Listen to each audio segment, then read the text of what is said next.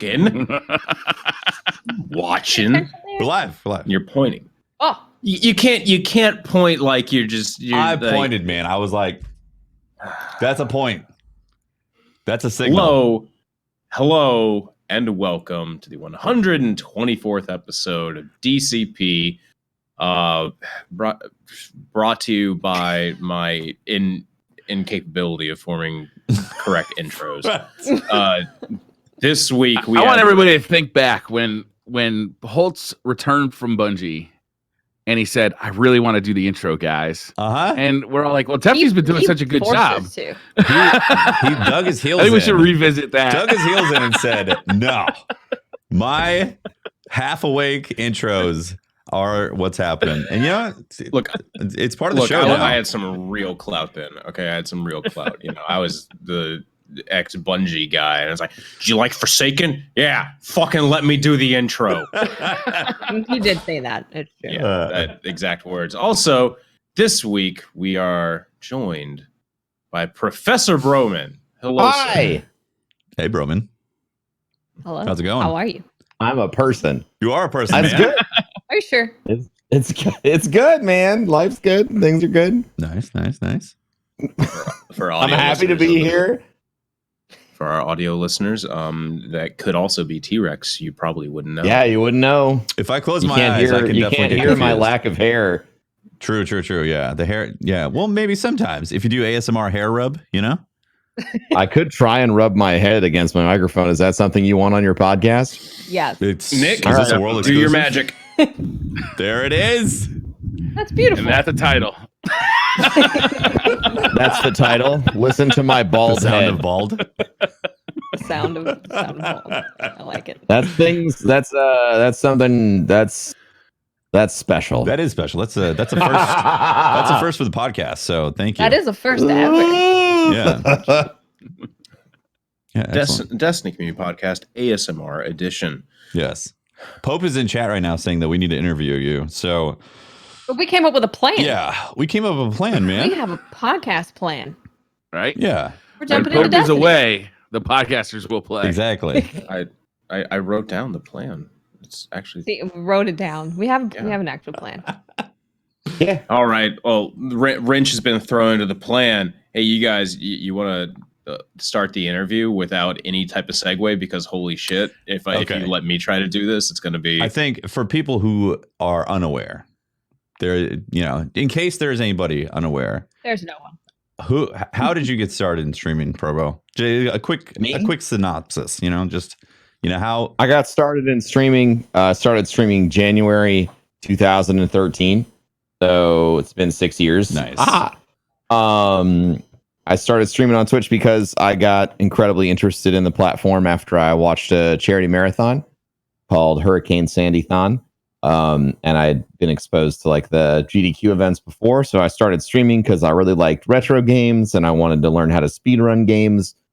So when I started streaming, it was because no one else on the SDA forum for the Borderlands 2 speedruns was streaming. So I was like, oh, I'll do it. And then we can all hang out and try and get this run into Awesome Games Done Quick. So that's the super quick, truncated version. That's amazing. And then Destiny happened, right?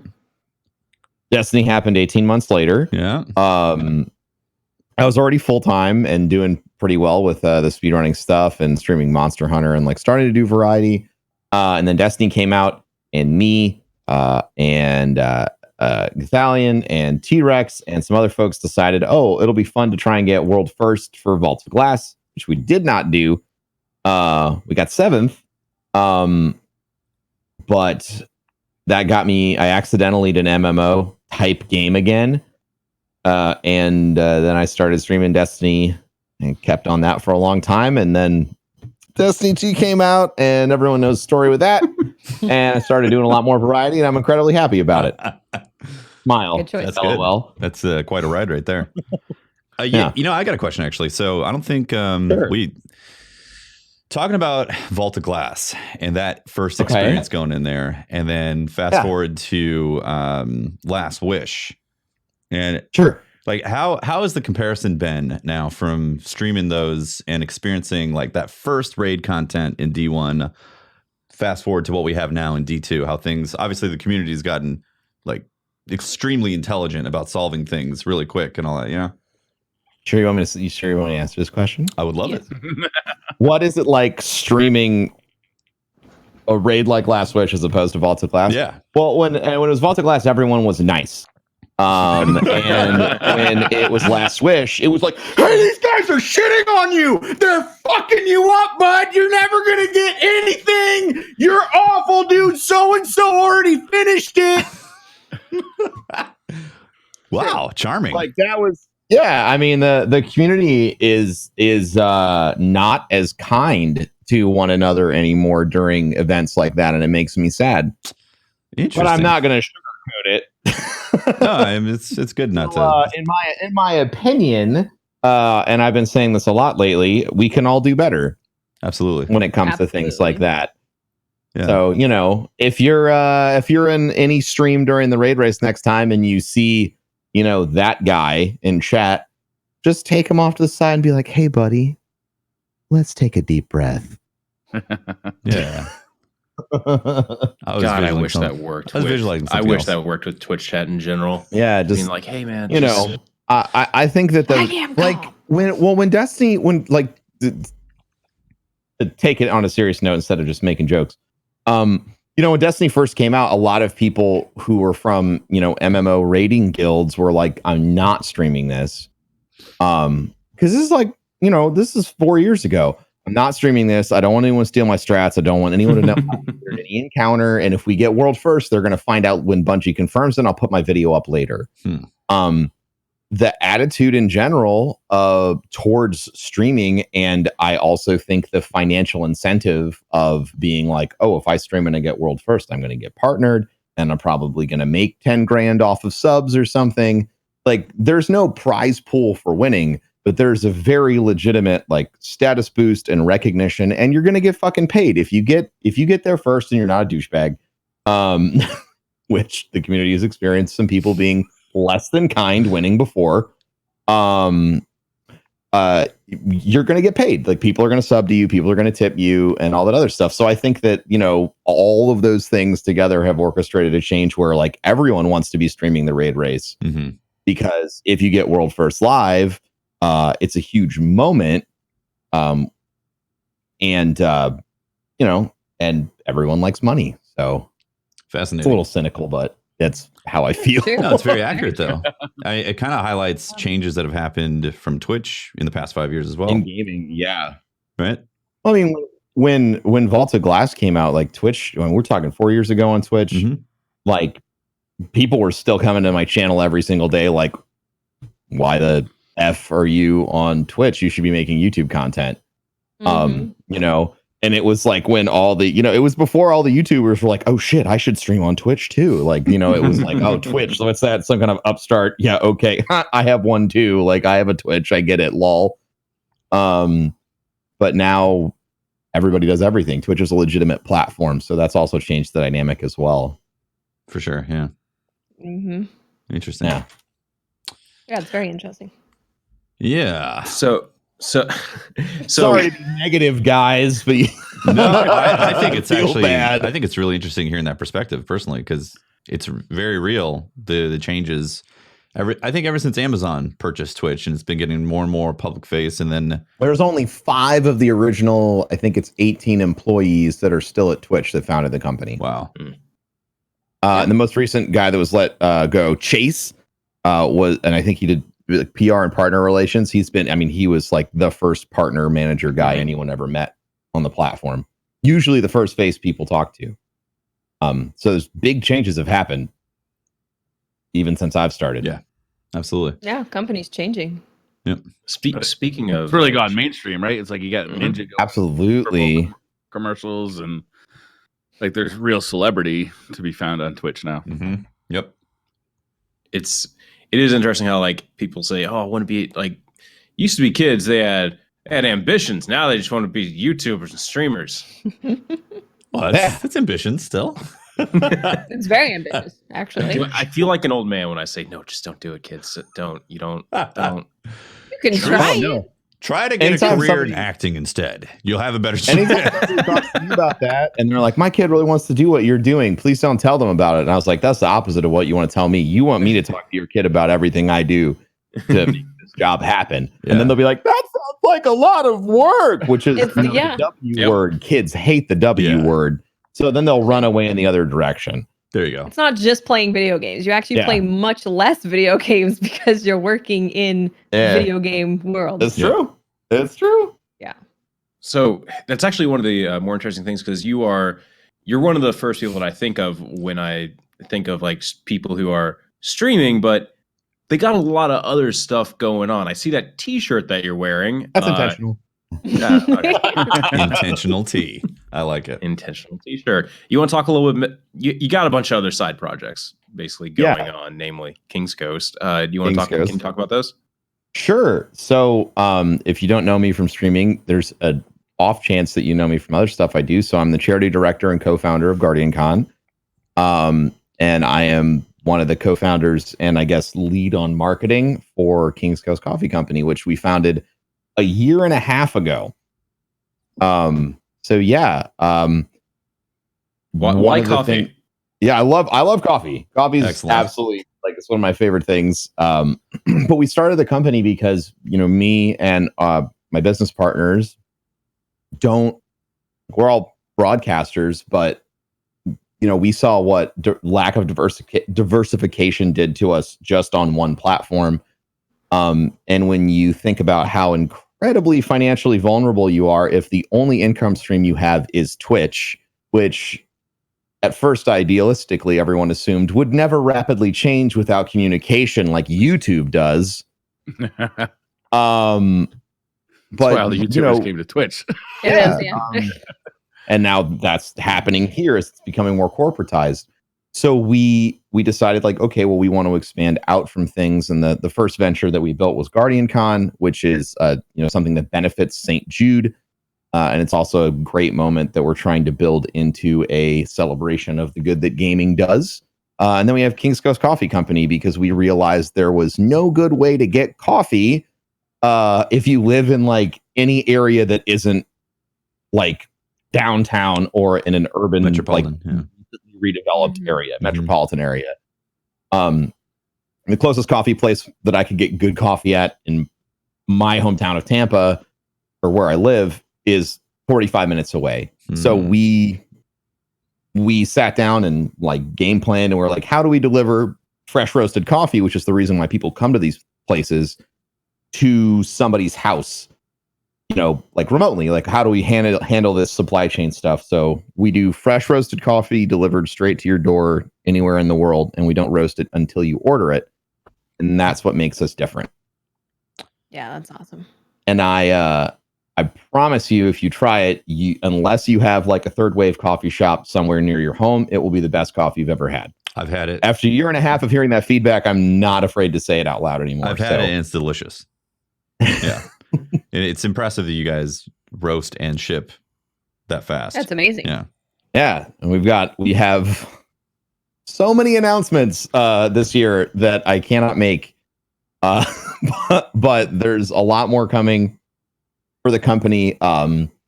We recently started partnering with some breweries out in Long Island and making like coffee stouts and IPAs with them to distribute locally. And obviously we hope to kind of grow that and help grow their brand.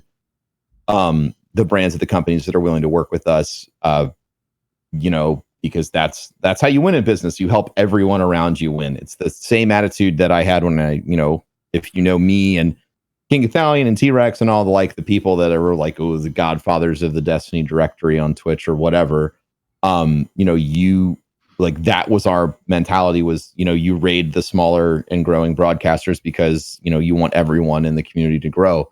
And it works the same way in business. Yeah. So many people. So if you're out there and you're a streamer, or you're someone who's trying to be an entrepreneur, or you're trying to start a business, if you go into like every single meeting or every single time you see an opportunity and you think, how can I help that person? How does my product make sense in their life or make their life better or easier? It's going to be it's a much easier road than like showing up every time and being like, how much of my shit do you want to buy? I'm going to take you for every penny you've got. Those aggressive strategies do work. I mean, sure. This is why you're running a successful business and I'm not. I mean, we also had a lot of, we had a huge advantage when we started King's Coast was because we had, the social reach of, like all the founders together. Like we have like over 500,000 followers combined on Twitter, which is something that, Fortune 500 company brands don't have. Right. So like we recognized all those points of opportunity and we leverage them as much as we can. But at the end of the day, like, when we do influencer deals or when we do sponsorship deals or someone wants to work with us, we don't do all the like use code whatever the fuck bullshit because that's inaccurate tracking. We don't do, which like I understand like other companies can do that. I have companies where I have a code, but like we want to do everything so it's as simple as possible for the person who we're working with to know they're getting paid for what they're selling. Right. It took us 6 months to roll out an affiliate program because we couldn't find something that we really liked and felt like fairly tracked everything. Nice. So what is it that you use for affiliates now? What did you end up finding that works well? Yeah, so we run our whole website through something called Shopify. Shopify has they sort of have an affiliate link tracking thing that's built in. So that's cool. We generate a link for somebody, and that link's it puts a cookie in someone's browser. So there is a failure point, like if someone denies all cookies, but right. We haven't really encountered any sort of like major variants. So I'm pretty confident that it works because almost everyone has to have cookies anyway because they're delicious. So, so if you click on someone's link and whether it's an affiliate and you click through on Twitter or you click through on Twitch or wherever, it's going to put that cookie in your browser, and then any purchase made on our web store within 30 days of that original click gets credited to that person. Okay. That's really cool. Nice. That's good.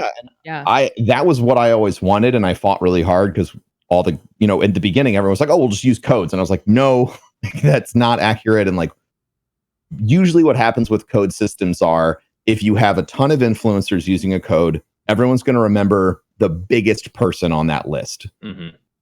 So they're going to be like, oh, well, I can't remember. I know I heard about this from Broman, but I'm going to use code Lyric because that's just what I remember right now. And that's what happens. It's a human brain. It's not perfect. This takes all the guesswork out and makes sure that everybody gets fairly compensated. Nice. Yeah, that's really good. More places should do that because, if you're browsing Twitter and you just see something that you're interested in, you click on it, maybe you don't buy it that day. And like you said, you can totally forget what that code was that you saw on Monday when you're trying to buy something on Saturday. So that's exactly really good. Exactly. Exactly. It's really cool. Should we talk about Destiny, guys? Yeah, we can if you want. There's some stuff going on. There was a twomp. They're taking away trials forever and they're never bringing it back.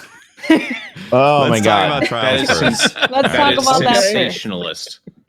Well, that's what I read on Reddit. Indefinitely on hold. On hold indefinitely. Yeah. Was what they said. Yes. And then they said specifically it's not coming back in the next few seasons.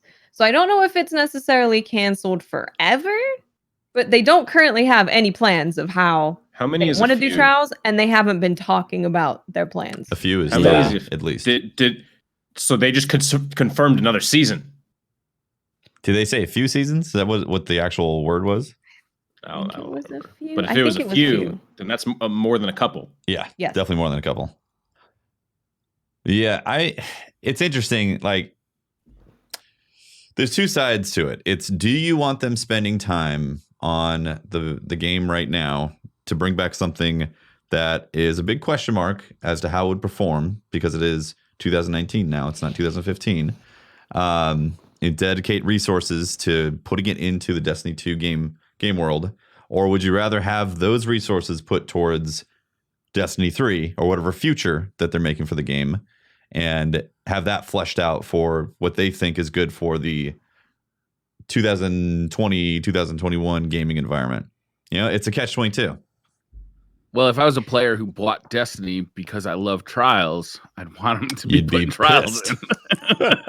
I was genuinely really sad when they were officially, because we had our suspicions about Trials and stuff, but when they officially came out and they said that, I was really sad because not just as someone who makes content or streams it or whatever, but that was a thing that I really loved in Destiny. Like that was a thing that I was excited about every time around, every weekend, and there's not many times that I was like, nah, I don't want to play it. Of course, it had its bad moments with the meta, but for the most part, I was always looking forward to it.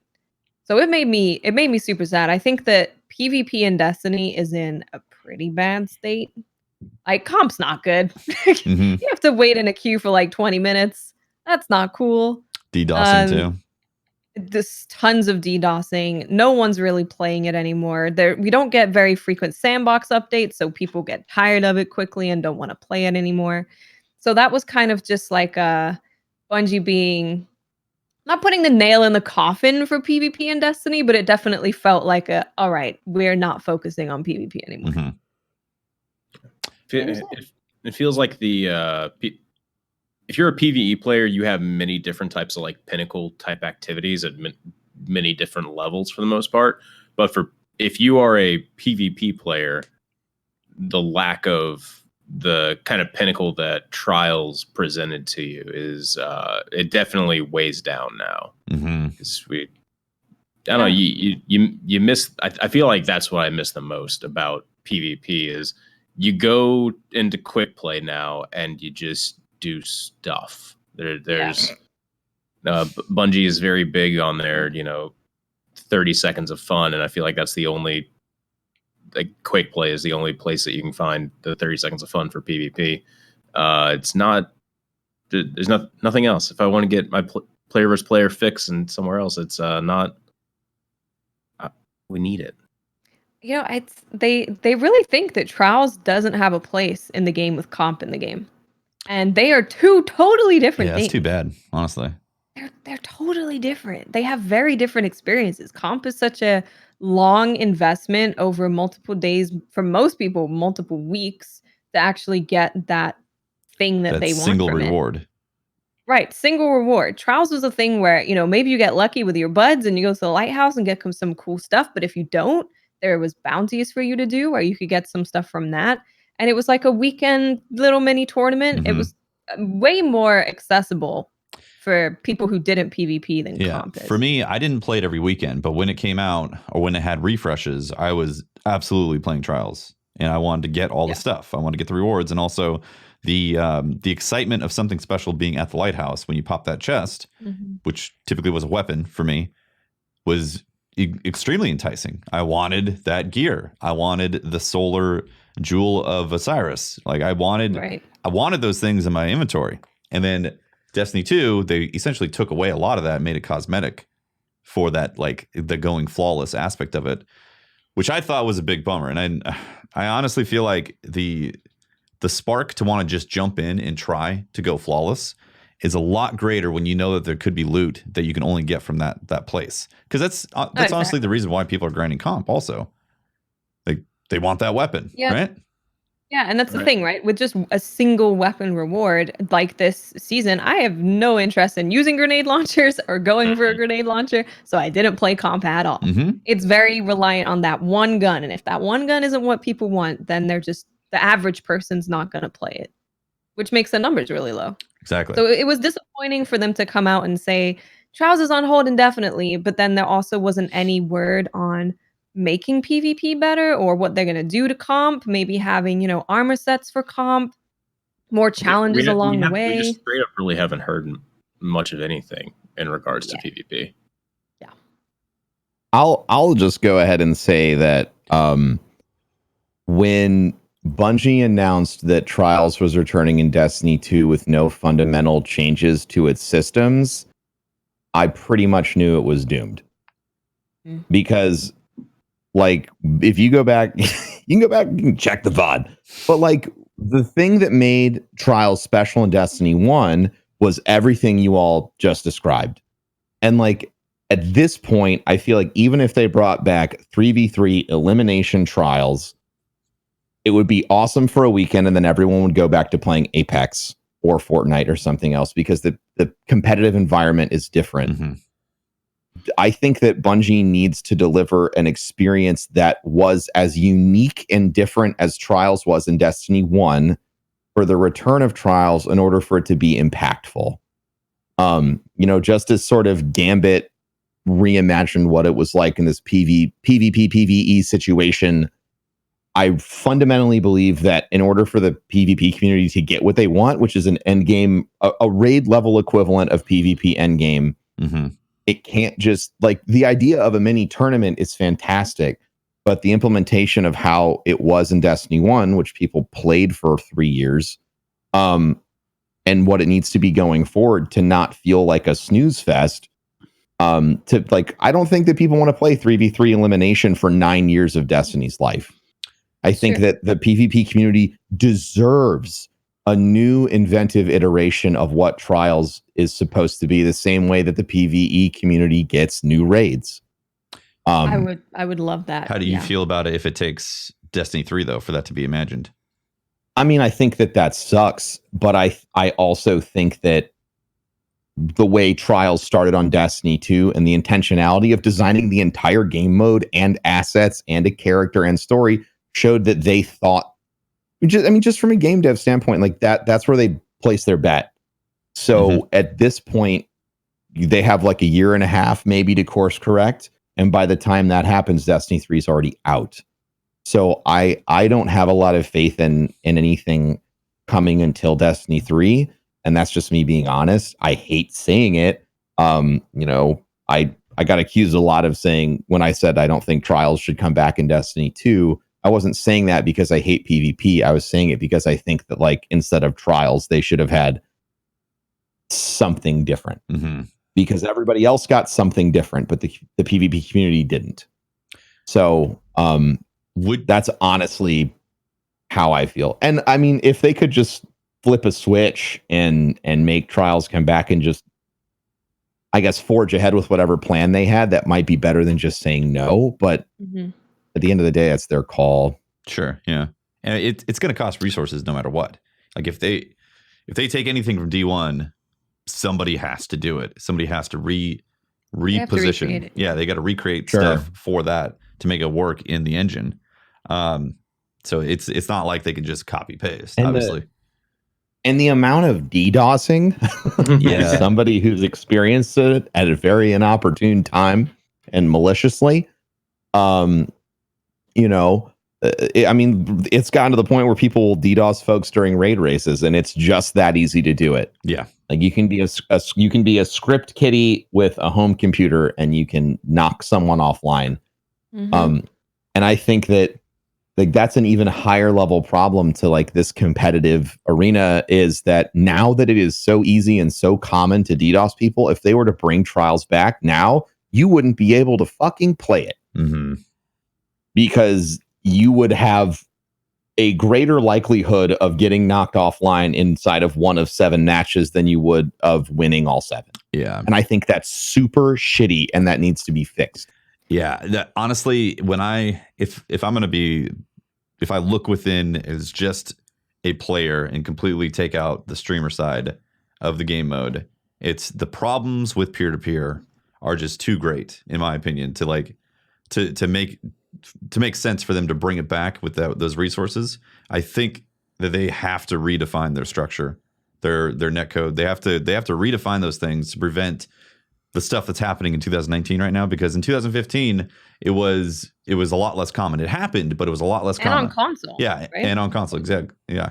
It's a lot less it's common. Doable, but harder. Yeah, but now, like, I feel like it's just so easy for people to find out that info. And once they know and they want to be a dickhead about it, they're like, oh, let's go do this all the time. Let's see who we can kick offline and try to be extra devious about it. So they gotta prevent that stuff if they want to bring it. Something has to be done. I mean, I loaded up Destiny on a stream and forgot to turn my VPN on. So I was like, guess I just won't go into Crucible at all, because this happened to me from Quick Play. So it's like, if I'm just like, oh crap, forgot to turn on my VPN, guess we're not playing any of that today. We're just going to go do forages. Can't go PvP. It's pretty lame, right? It's so rampant. It's so rampant. Yeah. They got to fix that, honestly. Like I would love to see. I'd love to see the 3v3. I'd love to see the trials. I'd love to see the loot hunt, because for me, it was exciting, both the gameplay, but also when you got to the lighthouse and saw whatever particular thing popped out of the chest. That was always highlights for me. The stakes made it exciting, right? Exactly. Like, the stakes made it exciting.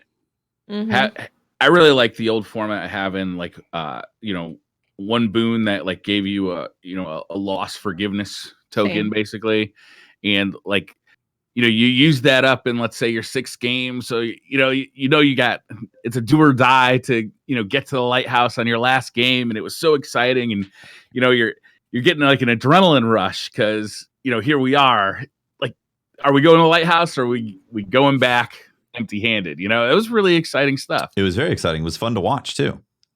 It was really fun to watch. It was fun to play. I was watching streams before I would stream, and then watch streams again after I'm done streaming.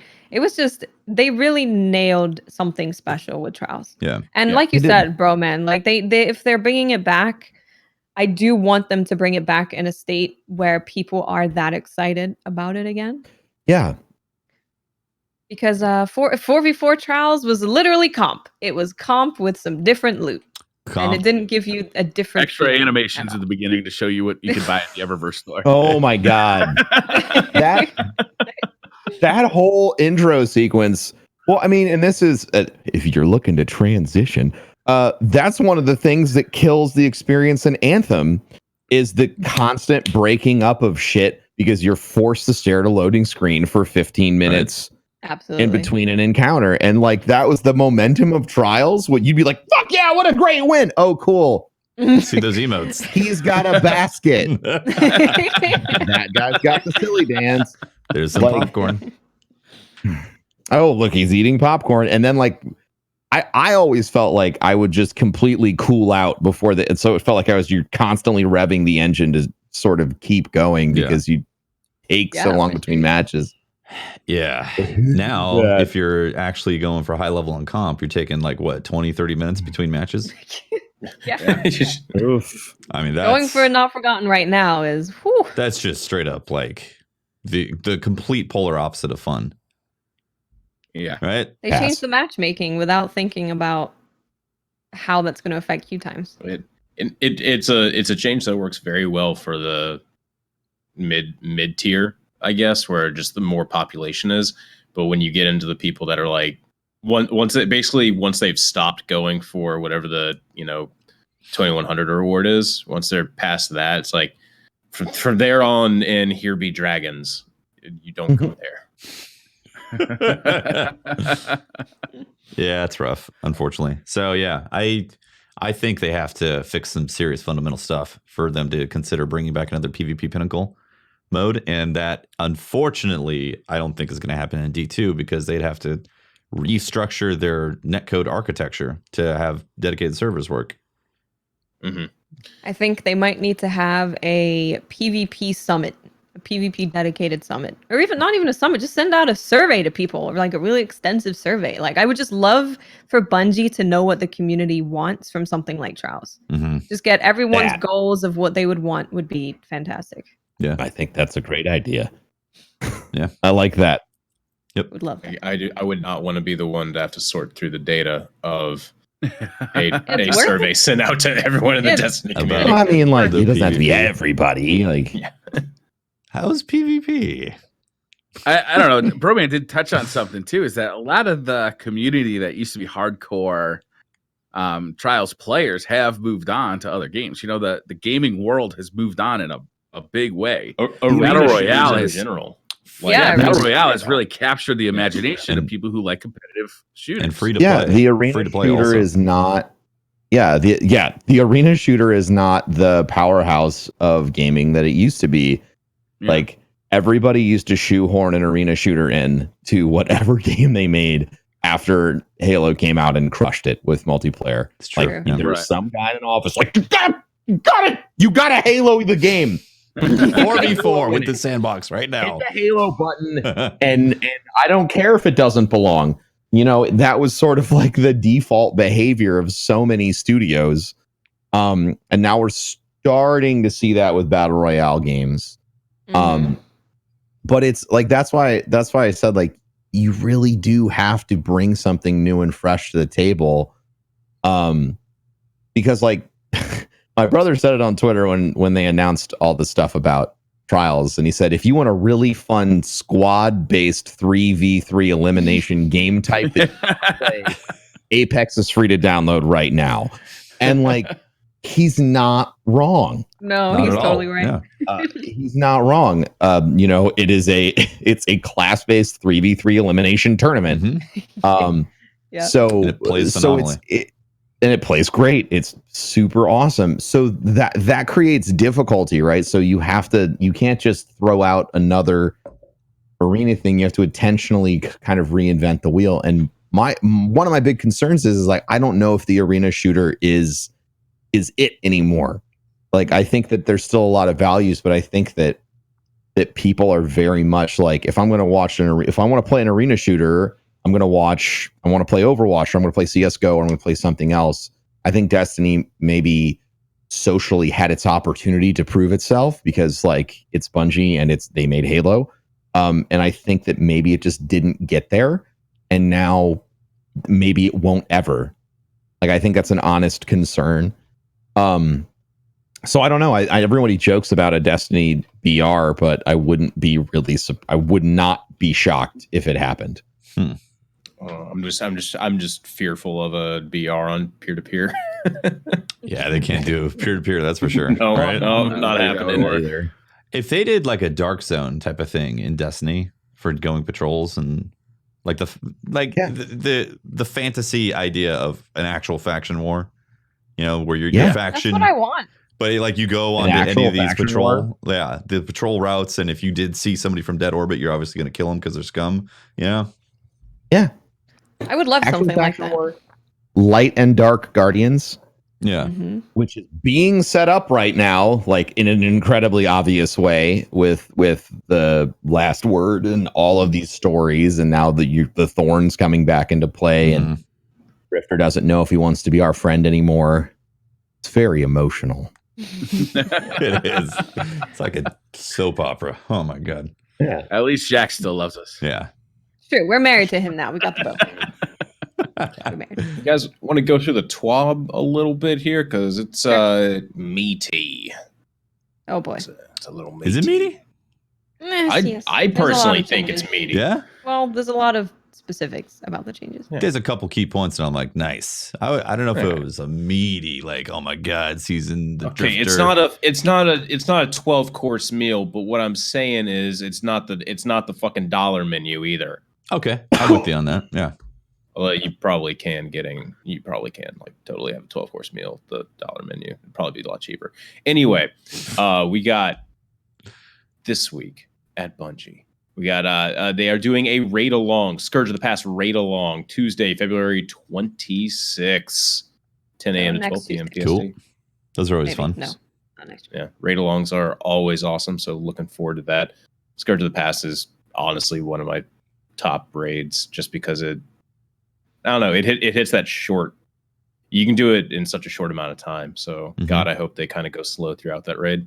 Yeah, when they used to do the ride-alongs in Destiny 1, they used to bring like the artists on board and like stop in an area and like really deep dive into like, here's like the original art that I made, and here's what inspired this ditch in the ground, and it was so detailed. But they never really do that with the raid-alongs. I wish they would just really just like stop and take their time with that kind of stuff.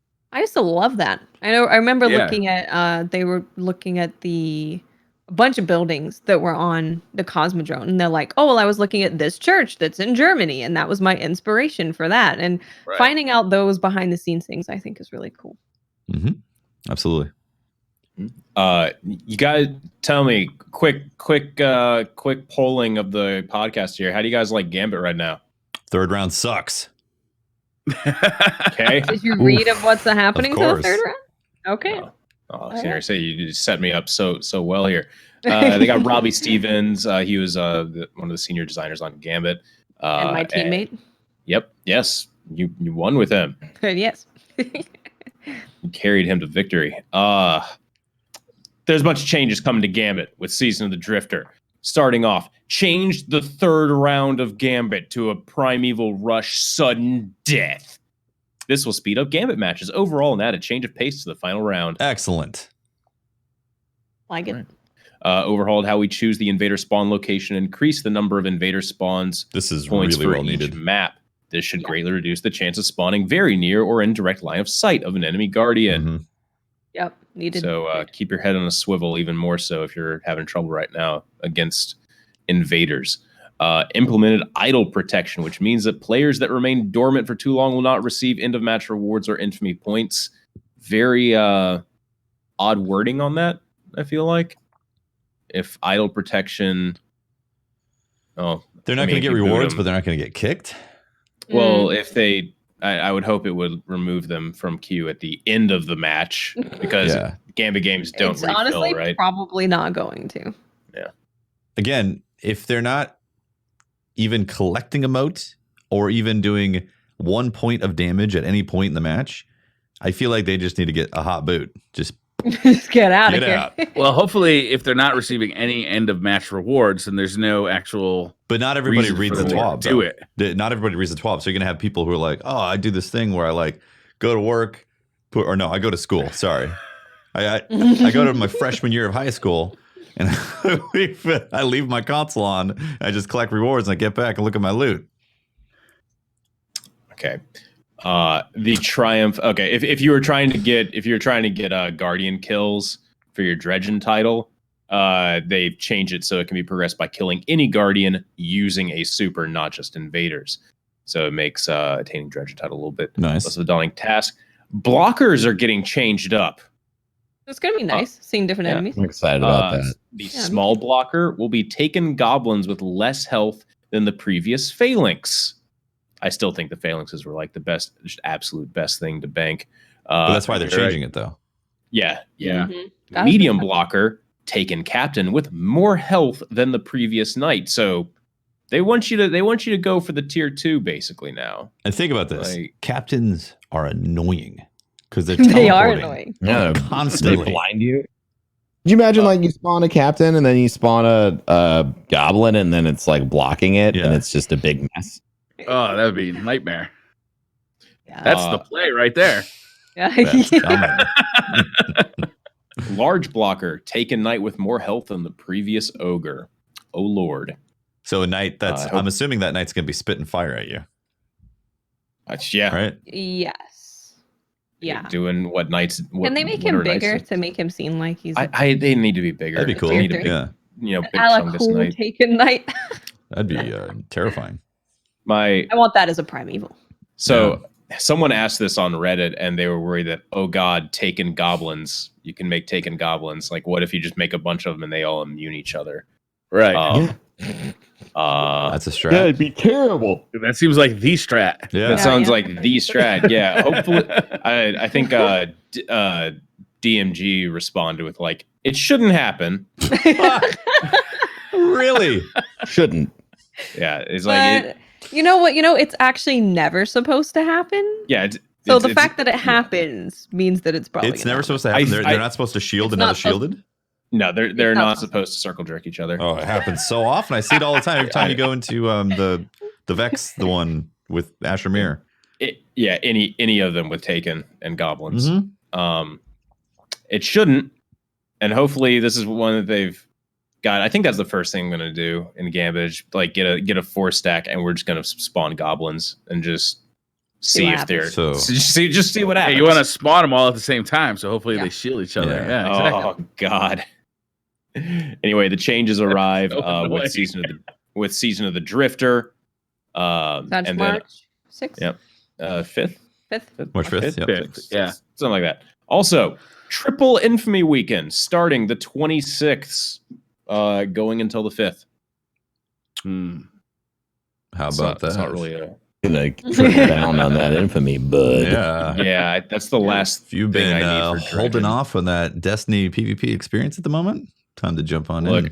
I'm gonna go in with a 4-stack. Probably hate myself, and hopefully get my dredgen title by the end. There of it is. Yeah. Just when we were talking about trials, like I honestly feel like Bungie was banking on Gambit being that invention that was going to push, like the invention of something that was a revolutionary combo that Trials was at the time.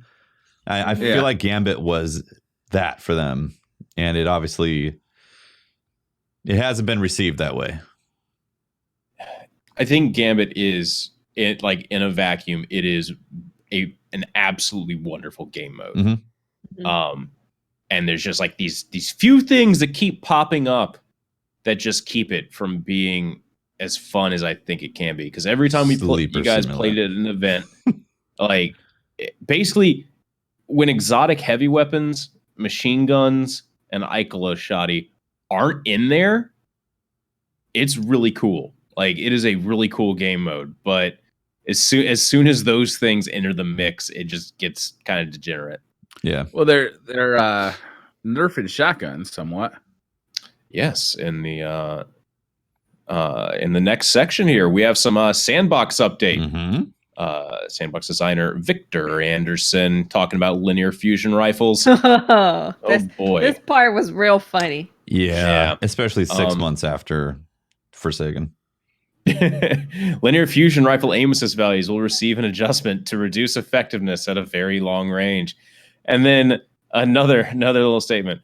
While Queenbreaker has high aim assist values by default, we discovered an issue where it was not honoring aim assist values that applied to other linear fusion rifles of the same archetype. You don't say.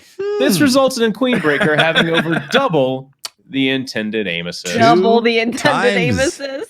2x aim assist on. No wonder it killed everything. Shoot the boot, get a headshot. That's weird. Get them in the sights. Just in the sights. You're good. But linear fusion rifles will receive a 10% damage increase in PvE to compensate for the above changes. Yeah, that's a big oof, man. Yeah. That's a long time for people to not know. Yeah, that's... for someone to not be like, hey, Queenbreaker feels like it just doesn't miss. Let me take a look at what this aim assist is. Oh, it's broken. This seems like such an odd one too for them to like come in and just reduce aim assist values too across the board on there. Oh yeah. Ugh. It's just. But hey, linear fusions. I don't know if you have used them in PvE. They're really good, assuming you can hit crits. Yeah. It's going to be a little harder with aim assist values getting reduced. But yeah, good lord, another 10% damage on there. We're almost ready to start using them. I wish they could switch the aim assist values for PvE and PvP, because pre-nerf of the sleeper simulant, because of Gambit, linear fusion rifles, legendary ones, felt fantastic in PvE, and they took away that aim assist. Now it's like, well, it's just some strange things that happen, and I miss my old dead ender feeling good. Yeah, absolutely. What'd be cool is if they made one that it exploded when it hit a target. So like 1,000 voices. Yeah, I guess I was trying to make an Anthem joke.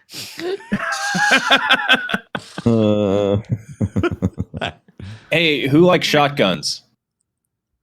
They're useful. No one. No one. All right. Well, shit, I just won't bother going over these next changes then.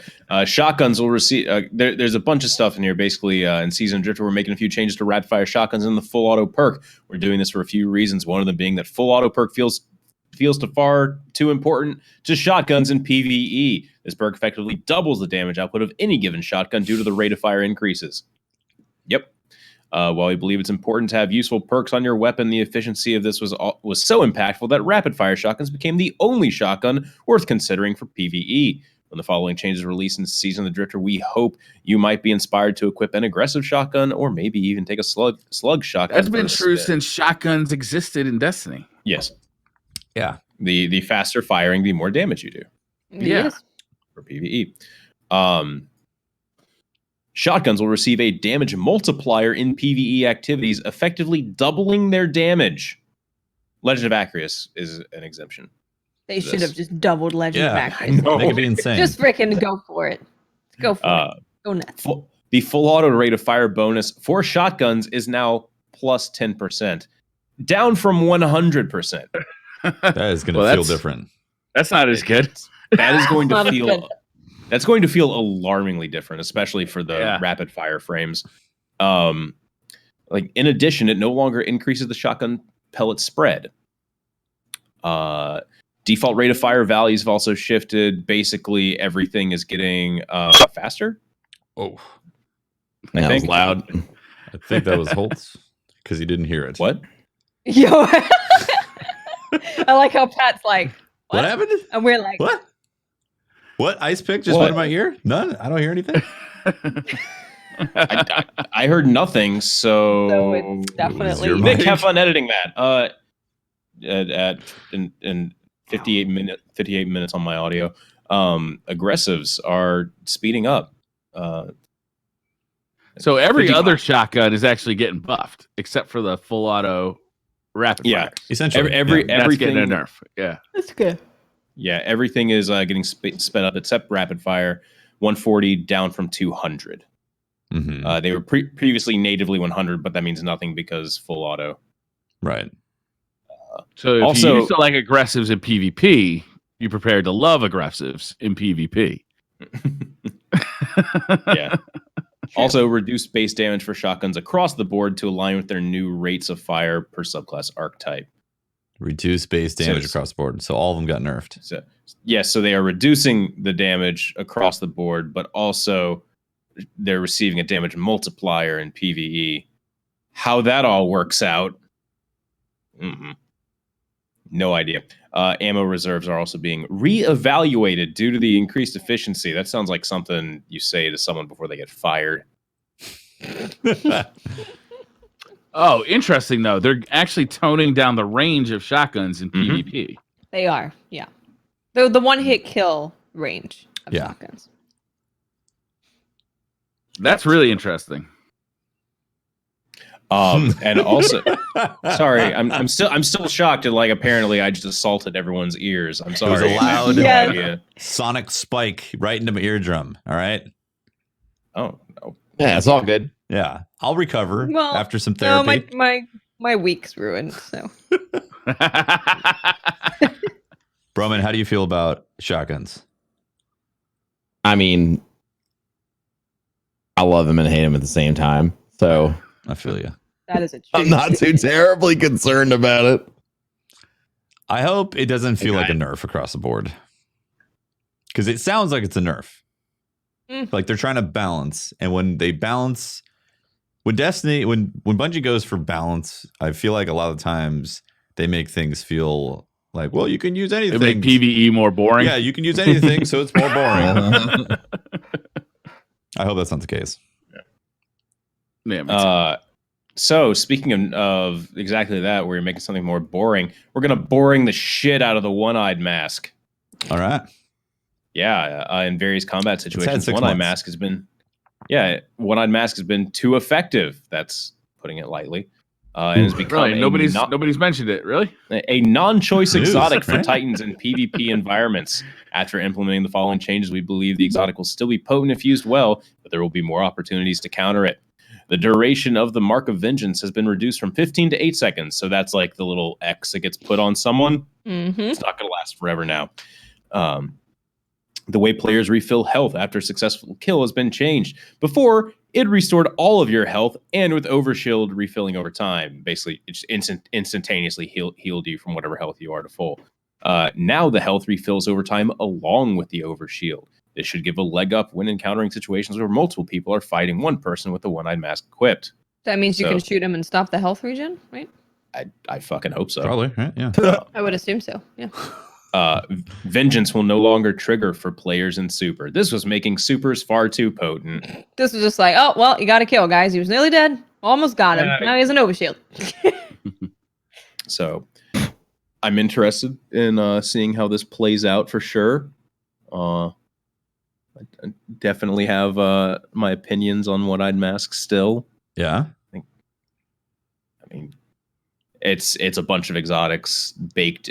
A bunch of exotics that have been nerfed from the hunter class baked into one exotic. Go on.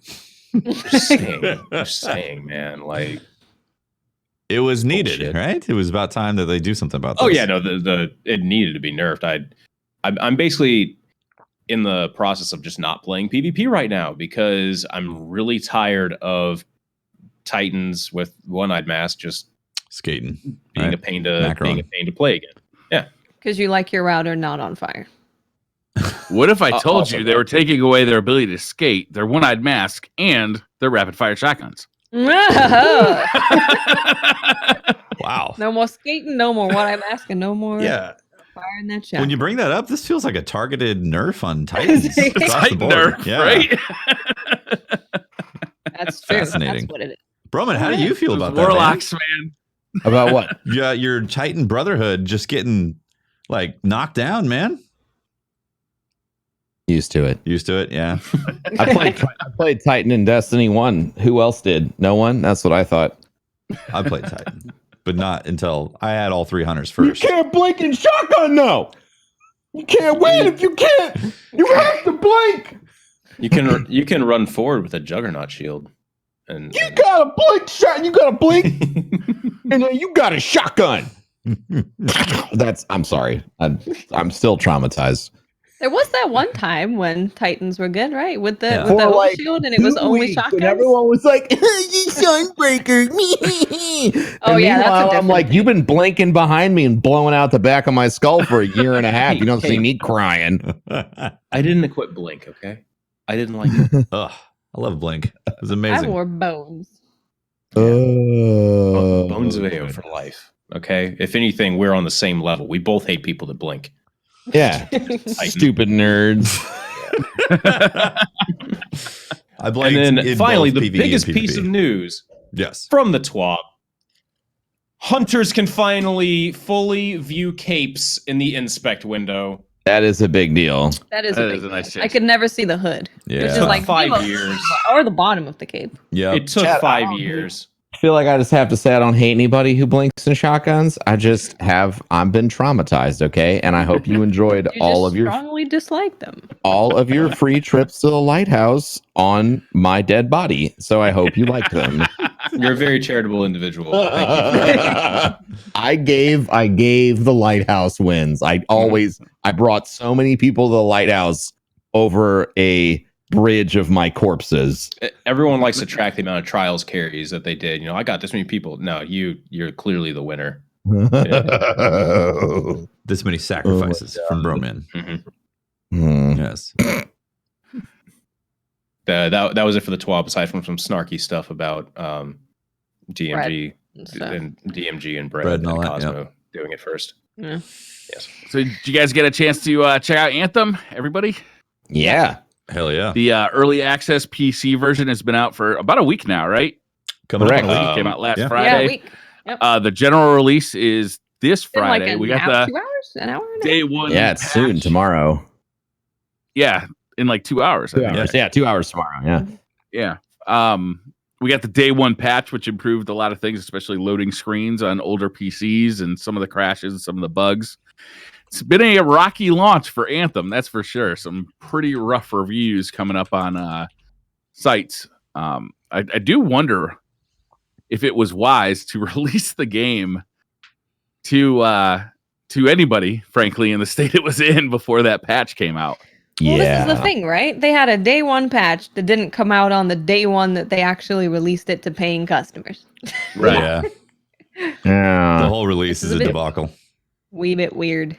Not Yeah. it wasn't a good Yeah. strategy.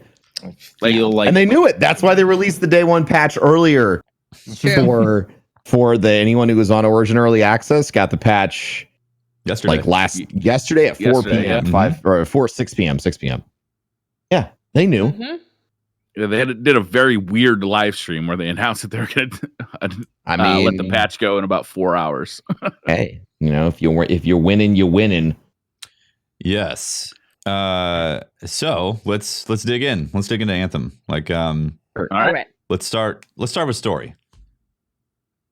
What'd you guys think? I like the story. I like the enjoyed it. story too. It broke up gameplay in a very odd way. It And did. sometimes I didn't want to be doing the story. I just wanted to be playing Anthem.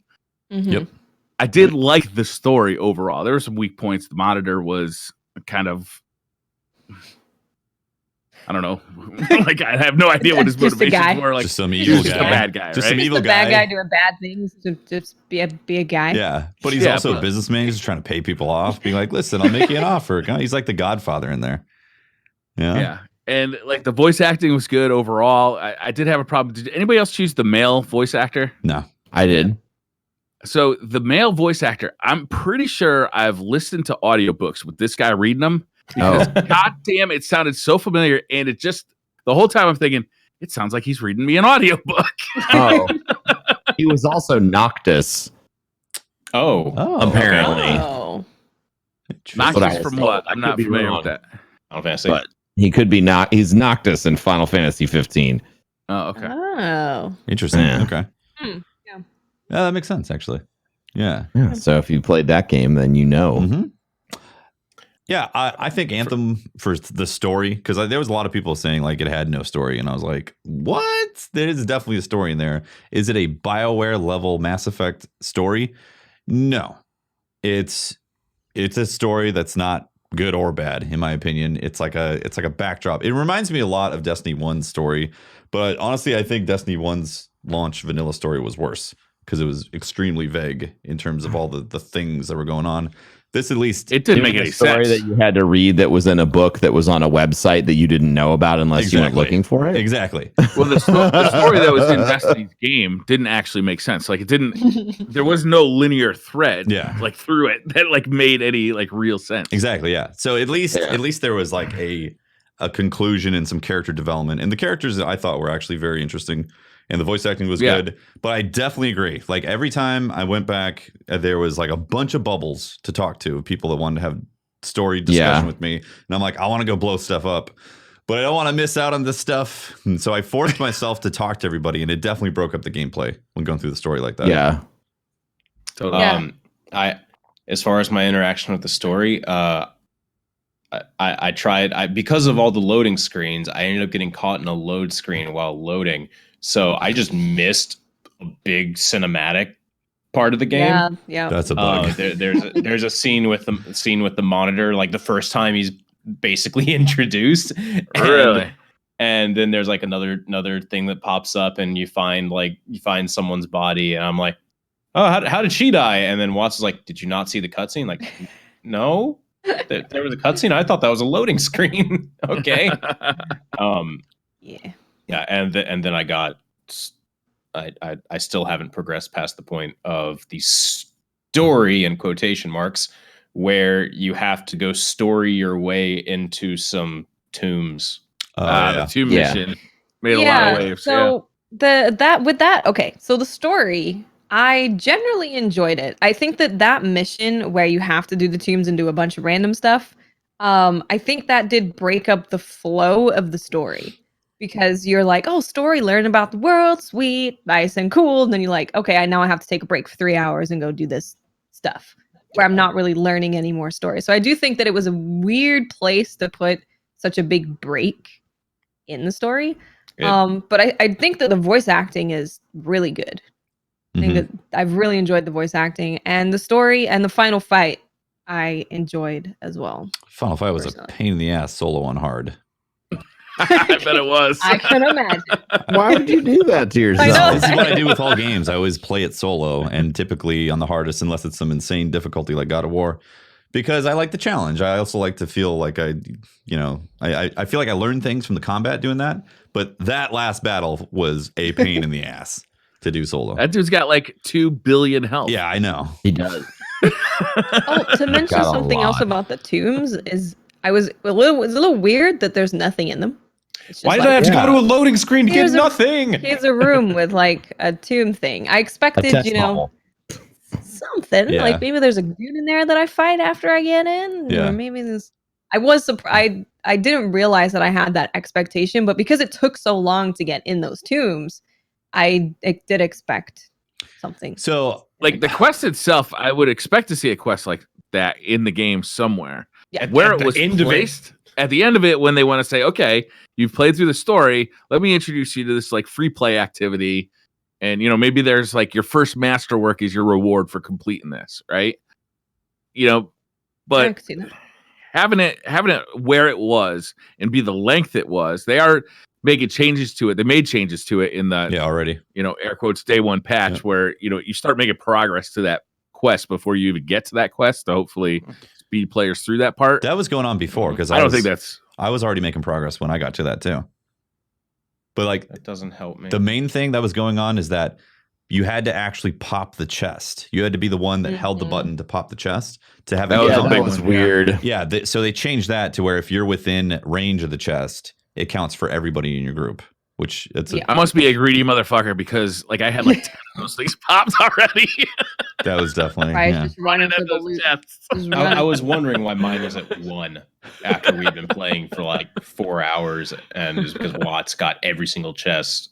I know where the loot is, man. Gotta go get the loot. It's hilarious. A loot sniffer. Yeah, that quest in the middle of the story was definitely misplaced, or at least they should have shortened it because like once you get into the tombs, it gives you some codex information, but I'm not going to go and read codex. Like Well, yeah, I felt like that would have been a perfect time for another cutscene. Learn about the people who died, maybe like some dialogue. Yeah, for sure. That would have been really were cool. good in general.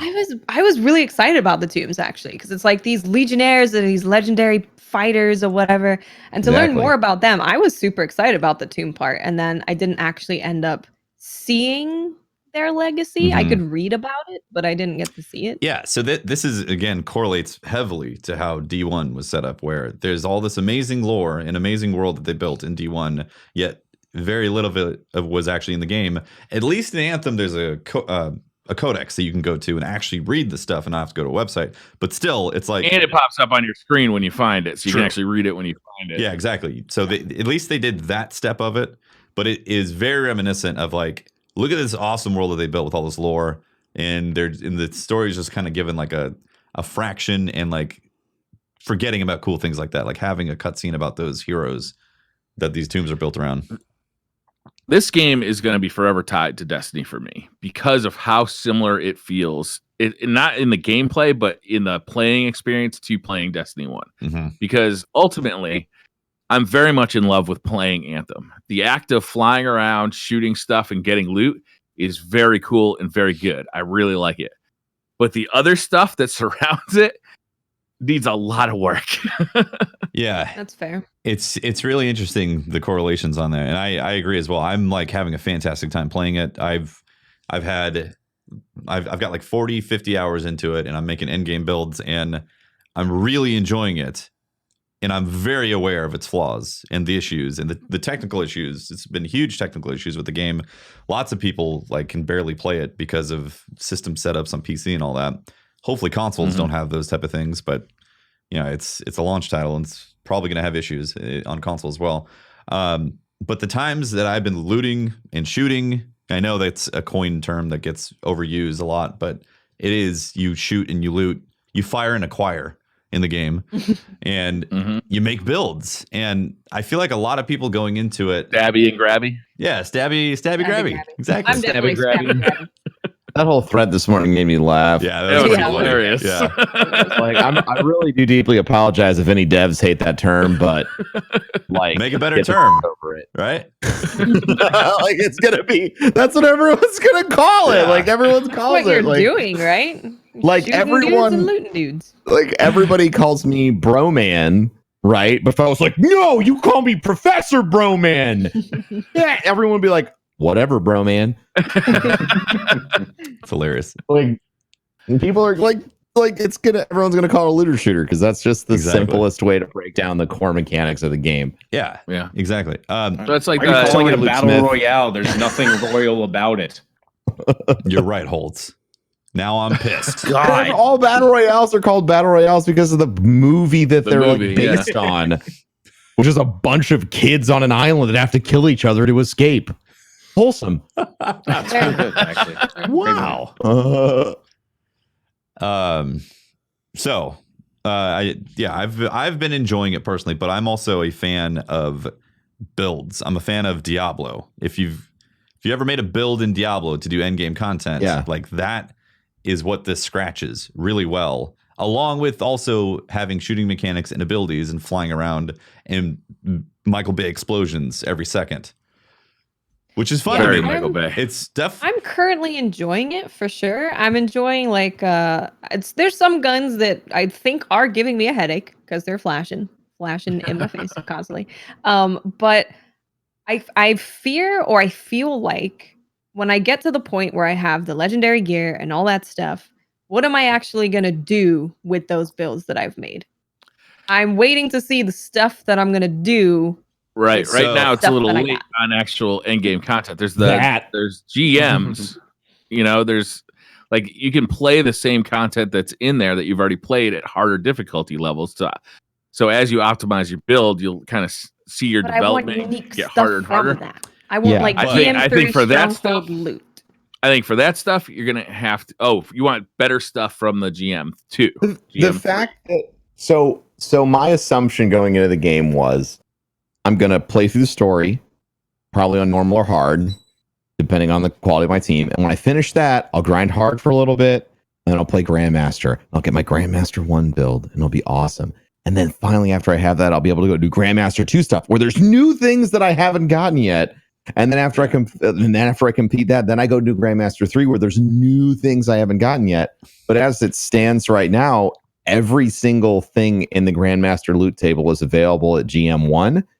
And once you're able to just absolutely trounce GM1, you're not incentivized to go further up the chain because the speed at which you pound through activities once you're skilled up is so great that it doesn't make sense to do anything on other difficulties. And I think that's a huge misstep. Well, actually, I think they adjusted that though in the patch because like right now, strongholds so one thing that they changed is that in strongholds, you can now get 1 masterwork guaranteed for killing a boss on GM1, and then 2 for 2 and 3 for 3. Right.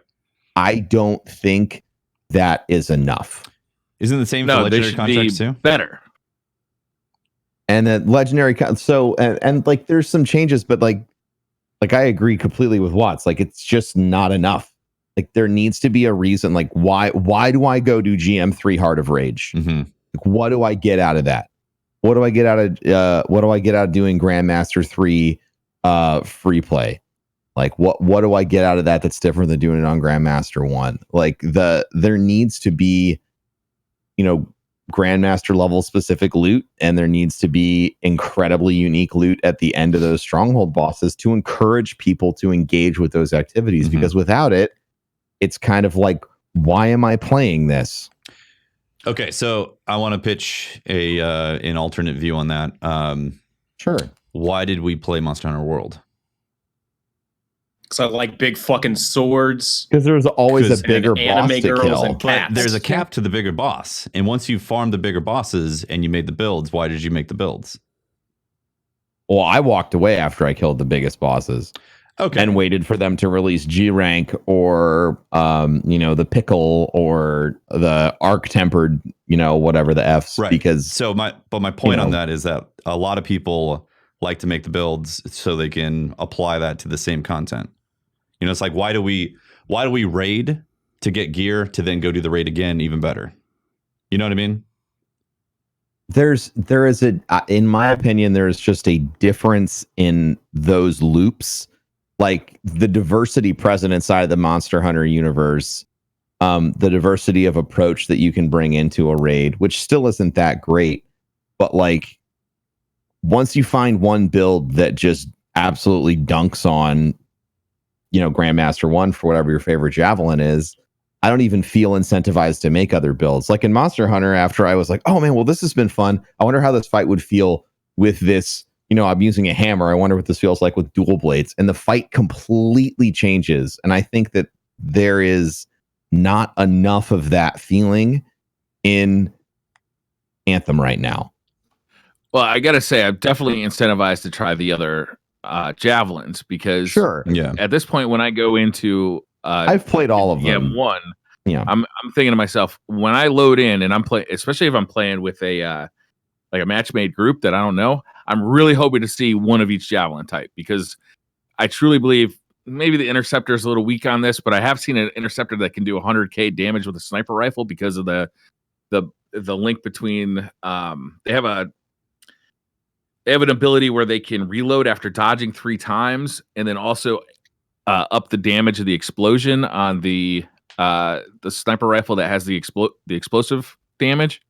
So they could do 100k damage with a sniper rifle, which I don't think is why they exist. But like, I want to see a ranger there to give the whole team a big damage buff. I want to see a Goliath there. I want to see everybody there because everybody has a role, and I like that about this a lot. So like, that's part of the diversity to me, is just the different javelins too, besides the build. For me, like in Monster Hunter, like the difference, it wasn't always like, oh, there's builds that I can do. It was the accessibility of those builds. Like, basically all I had to do is make the new weapon, and you could, boom, you're basically 75% of the way there, and you can probably hodgepodge something else together. That's why I liked trying new stuff in Monster Hunter. It's just I could easily toss something else on. With Anthem, like, you got to go all the way through the story first. Changing up is a little bit. You had to do that in Monster difficult. Hunter World, though. Go through the story first. What, to make a new weapon? No, to go through like an end game build. Oh yeah, to make an in-game build, but like halfway through or whenever, it was just easier to make a new weapon than it was in Anthem, which is just like gated off at certain levels unless you had the bug and unlocked all of them. Oh, I see what you're talking about. A different kit of a character. Yeah. Gotcha. Yeah. Yeah. I think my one other concern would be like the Tempest Strike, for example, right? The white Tempest Strike that I get is the same as the purple Tempest Strike that I get. It just has some more stats on it. Mm-hmm. Yeah. So there's very little loot in the game besides like the legendary stuff and all that actually changes the way that you play with a gun or. I think they should have skipped the epic altogether and had you start earning Masterworks by the end of the campaign to introduce players to that. Yeah. Because once you enter the Masterworks system, it does start to introduce you into, more unique weapons. They're still the same weapon, but the stats and the bonuses on them are so different than what you've been playing with through the the common, uncommon, rare, epic. Like all four of those levels feel like exactly the same gun until you get into the Masterworks set. So if they had started introducing Masterworks in the actual campaign, I think that would have been wise. Yeah, that's when the you fun can get loot 6 comes of them. in, right? You can get six Masterworks in hard though. That can drop, I think, after level 20. So there is a chance. Yeah, I didn't get any though in the campaign. I don't know. Maybe some people have. I didn't get any in the campaign. Yeah, I got some before. I think. Well, did I hit it before I killed? Oh no, I was level 17. My bad. Before I hit 30 though, I got a couple of Masterworks on there. Yeah. And that's when the fun loot happens, right? Because when you're playing, you're like, oh, well, this blue thing is like the same as this green thing. Yeah. I really hope I could have some of that, like 15 extra damage. super fun loot that I'm seeing all these people have all this fun loot. I wish I could have just a tiny taste of that. It's like, yeah, very little of that is in the beginning. I do agree in that. Yeah. It feels like you have to get through the beginning part of the game to experience any of the exciting loot drops. Because when you're playing Destiny, right? You are through the early game, you're excited for every blue that drops because it's going to be an increase to your level. You're going to be more powerful. Game's going to be a little bit easier for you. And then you start hunting for perfect rolls and exotics and stuff like that. Whereas in Anthem, I'm waiting to get to that point where I get loot that I'm excited when it drops. Yeah, I kind of fell into a hole of like always using the same abilities, even though I was getting other abilities, but I was really effective with like freezing and then casting a lightning bolt. So I was like, that's like why was I going to change it because it was so good in those early stages? So I didn't experiment with the other stuff. But then once I started getting Masterworks and legendaries of other stuff, I started experimenting with builds. I was like, oh my God, that's amazing to be able to switch it up with this stuff. Absolutely. That's the fun part of Anthem. Like the builds are really exciting. They are, yeah. I think, like when I start looking at, okay, if I equip this, then I get more armor. Plus, all of a sudden, my primary weapon is doing, like 100% more damage. Oh my God. And then, this primary weapon does, every time I fire it, it's got a 33% chance of doing this like huge electrical burst of damage, which means that it's really good against shields. That means that now I can focus like my special abilities on taking down health instead of shields. Like that stuff is really cool. Yeah. The build complexity, sure. in my opinion, is incredible in Anthem. And I partially agree and I disagree at the same time of the things that you can do with those builds right now, because I think it is very similar to, say, Monster Hunter World, where I feel like you can put in a solid 100, maybe 200 hours if you make builds. If you're not interested in making builds, which is the reason to play endgame in these games, then it's like 30 hours of content because you hit level 30 and that's it. You're not interested in really like making builds for the different characters. And that's fair. Not everybody plays Diablo. Not everybody plays Monster Hunter World. Not everybody's interested in theory crafting a build that's going to make you hit some insane number ultimately at some point. But for the people who are interested in that, it's extremely satisfying. I've stayed kind of quiet because I feel like I don't know, I put in 8 hours day one and was not having it by the end of the day, which funny enough, that's basically exactly what happened with Monster Hunter World. This one feels different to me though. Just like,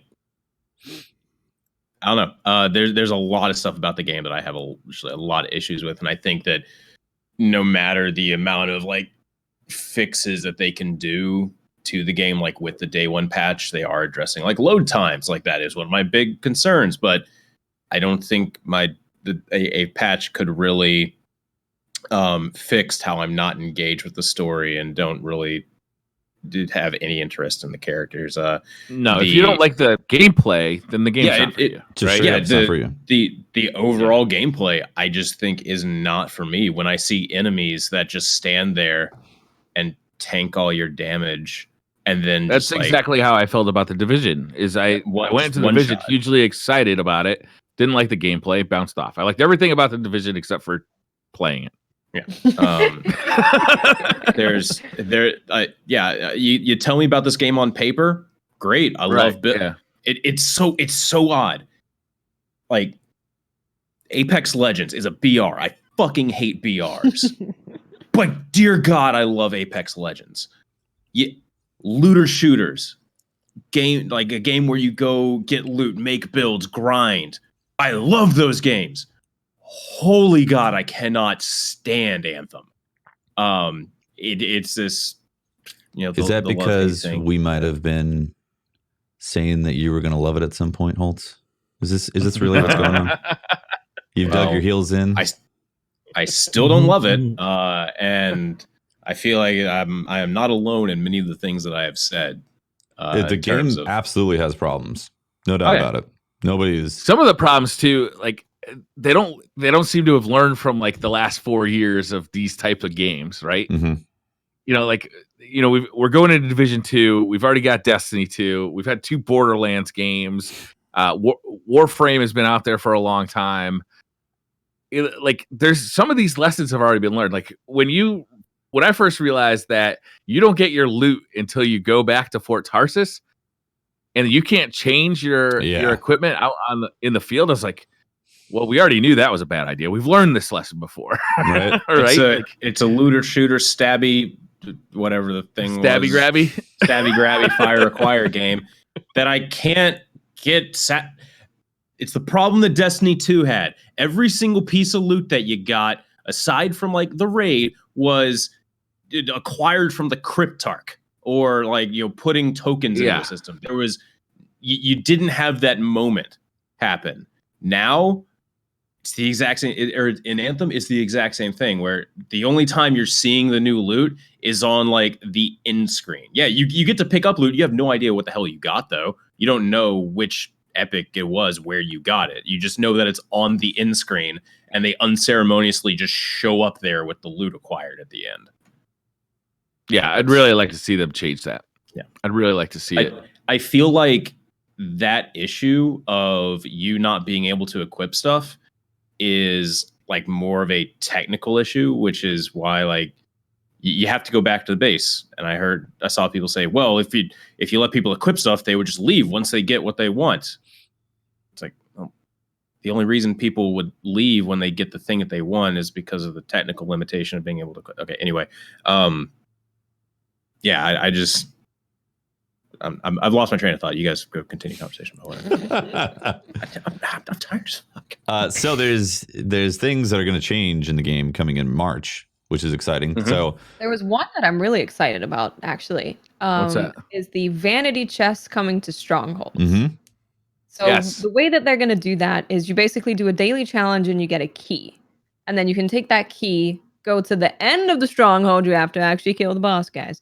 And then you can open one of those chests and get a vanity item. They said there's going to be around 100 vanity items for you to get.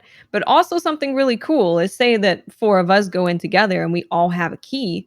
We all get to open up a vanity chest and we get that loot from each other. Awesome. So this is going to be specific loot from the stronghold, which is what I want more of, right? I want a reason to go and do that hard mode stronghold because I want to get cool, unique stuff from it. Yeah. I think that's great. And that's absolutely some of the stuff they need to add to the game, which is coming already.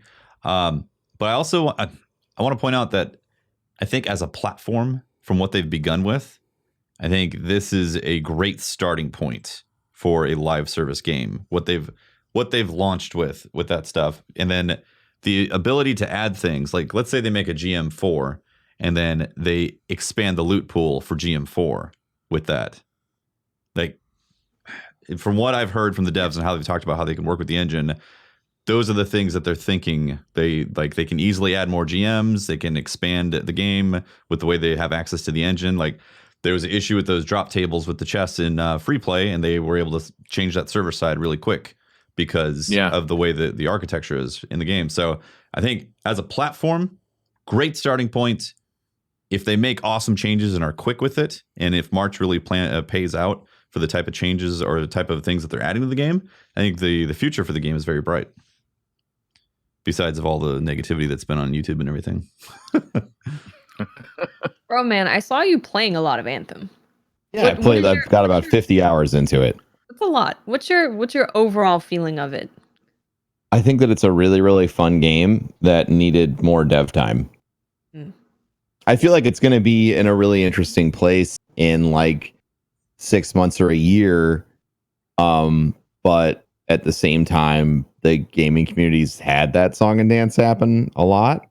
The faith isn't necessarily there for everyone to, go on that ride again. I think that, when I play the demo, I absolutely adore the gameplay. Like, it's like the ultimate like Mass Effect 3 combo system, power fantasy, open world, fly around and blow shit up experience I kind of always wanted. The problem is that I feel like that the end game, other than acquiring loot, feels directionless. And that's my core issue, is that I love everything else about it. I even loved its story and the weird characters and like the world that it's in. I'm super intrigued by all of that, but the end game feels like it doesn't it's not pointing me anywhere. Like, with Borderlands 2, like it's pointing you towards like, okay, like now it's True Vault Hunter mode. Now it's OP1 and OP3 and whatever. And in Warframe, it's like get ready for sorties and high round stuff. In Destiny, it's get ready for raids or get ready for trials. And in Anthem, I don't feel like there's a get ready for, which sucks because I want to be getting ready for something. But I feel like after you have a full set of masterwork gear with moderately powerful perks that you want on, let's say you're really generous and you want to do that on every single one of your javelins. Some of the guys I play with already have that done. I don't have the best luck. So like we'll take my garbage luck in 50 hours of time and say that it takes you 200 hours to make that happen for all 4 of your javelins. Then what do you do? And that's then you wait for DLC. Yeah. Then you wait for DLC. Exactly. Yep. And you know what? That's an absolutely, because the DLC is free, that's an absolutely fine way to approach things. I think that unfortunately, and this is what frustrates me so much, is that this type of game is something that every developer, I feel like, has taken a stab at and nobody has nailed it. Like and I think that everyone is just getting their hopes up again and again. Like, well, since like I would say Borderlands 2 nailed it. I was getting ready to say like Borderlands 2. Universally adored and lauded as like an absolutely perfect experience for this genre. And so since that game has come out, everyone has been waiting for the evolution of that. I want Borderlands 2, but in a massively online world. And maybe that's what Borderlands 3 is going to be. Like, maybe that's where they're shooting. They definitely hinted at that at the end of Borderlands 2, where they're like, oh, look at all these other vaults and stuff. And like, maybe we all just had to fucking wait. But I think that everyone wants to see that concept iterated over different games and different genres and different storytelling types, and in third person and in first person and all this other stuff. And I think everyone had their hopes up for Anthem to kind of deliver on that, because it seems like it has it's like a deconstructed soup. Like, it's all there. But you just like, I really wish that it was in the pot and cooked and finished before we got our first crack at it. Yeah. This feels like it came in really hot, like real hot. With all the bugs. Good Lord. Yeah. They obviously had to get it out the door. Like, if you watch, like, I have my like story playthrough on YouTube, and I was experiencing like the worst loading bugs in the history of ever. It was fucking wretched. But I went through it because I really, really enjoyed the experience of playing it for the 20 minutes out of every hour I got to play. Now, thankfully, that's been fixed, but it still doesn't change the fact that I really do adore the game, but the fact that I don't feel like I have a direction bothers me a lot. My biggest concern moving forward is the fact that EA is publishing this game, and like, I just don't know that they're going to be willing to, do something like what Ubisoft does. And like, maybe we didn't have the best launch, but we're going to continue to support this game. We're going to make it great over time, like they did with The Division, with For Honor, with so many other games. There's so many examples of like, sticking with a game, really improving it, giving it that Taken King moment. I just like, is EA going to allow that to happen, or are they going to pull the plug if the thing doesn't sell like gangbusters right out the gate? Yeah, there's a big mystery, honestly. That's something. I mean, that's, unfortunately with the climate currently among developers and studios, with all of these layoffs, people are already saying like, what if this studio gets shut down? And some people are even saying we should expect it. And I think that we all, as people who love games, should really just love or hate the game. I feel like this is a really unique situation because this is a publisher who has two big franchises out right now, one of which is a free-to-play BR that is crushing it. Like, it has moved their stock price 15%. It is crushing it. And then alongside, and that is a free-to-play BR experience that is easy to monetize and easy to understand from a consumer standpoint and from an investor standpoint, which is becoming more important as these studios get attention and a lot more money coming in from investors. They're launching that against this. And if this ends up being the thing that shuts studio, like if this studio gets shut down, the message that's going to send to people who are pumping money into these publishers and letting everyone who works there keep their jobs and return on investment for all the stock options and stuff like that is studios that make big, like studios that take big, scary risks on projects are not worth it. It's too risky. Let's invest in the people that are just trying to get as much money as they can out of these like lower level experiences. Not to say that Apex is like a lower level experience. It came out, it was perfect. There was no beta. Like, it's a fantastic game. Like, the reason it's successful is because the game is great. But we know that because we play a lot of games. The average investor, who is important to consider now that everyone's finally realizing that the $130 billion business of gaming is worth $130 billion and not just something your kid's playing in a basement. it starts to matter which company is providing great returns for the people who hold their stock options. When your stock tanks, you lay off 8% of your employees to try and recover it. That is the reason why Blizzard did that.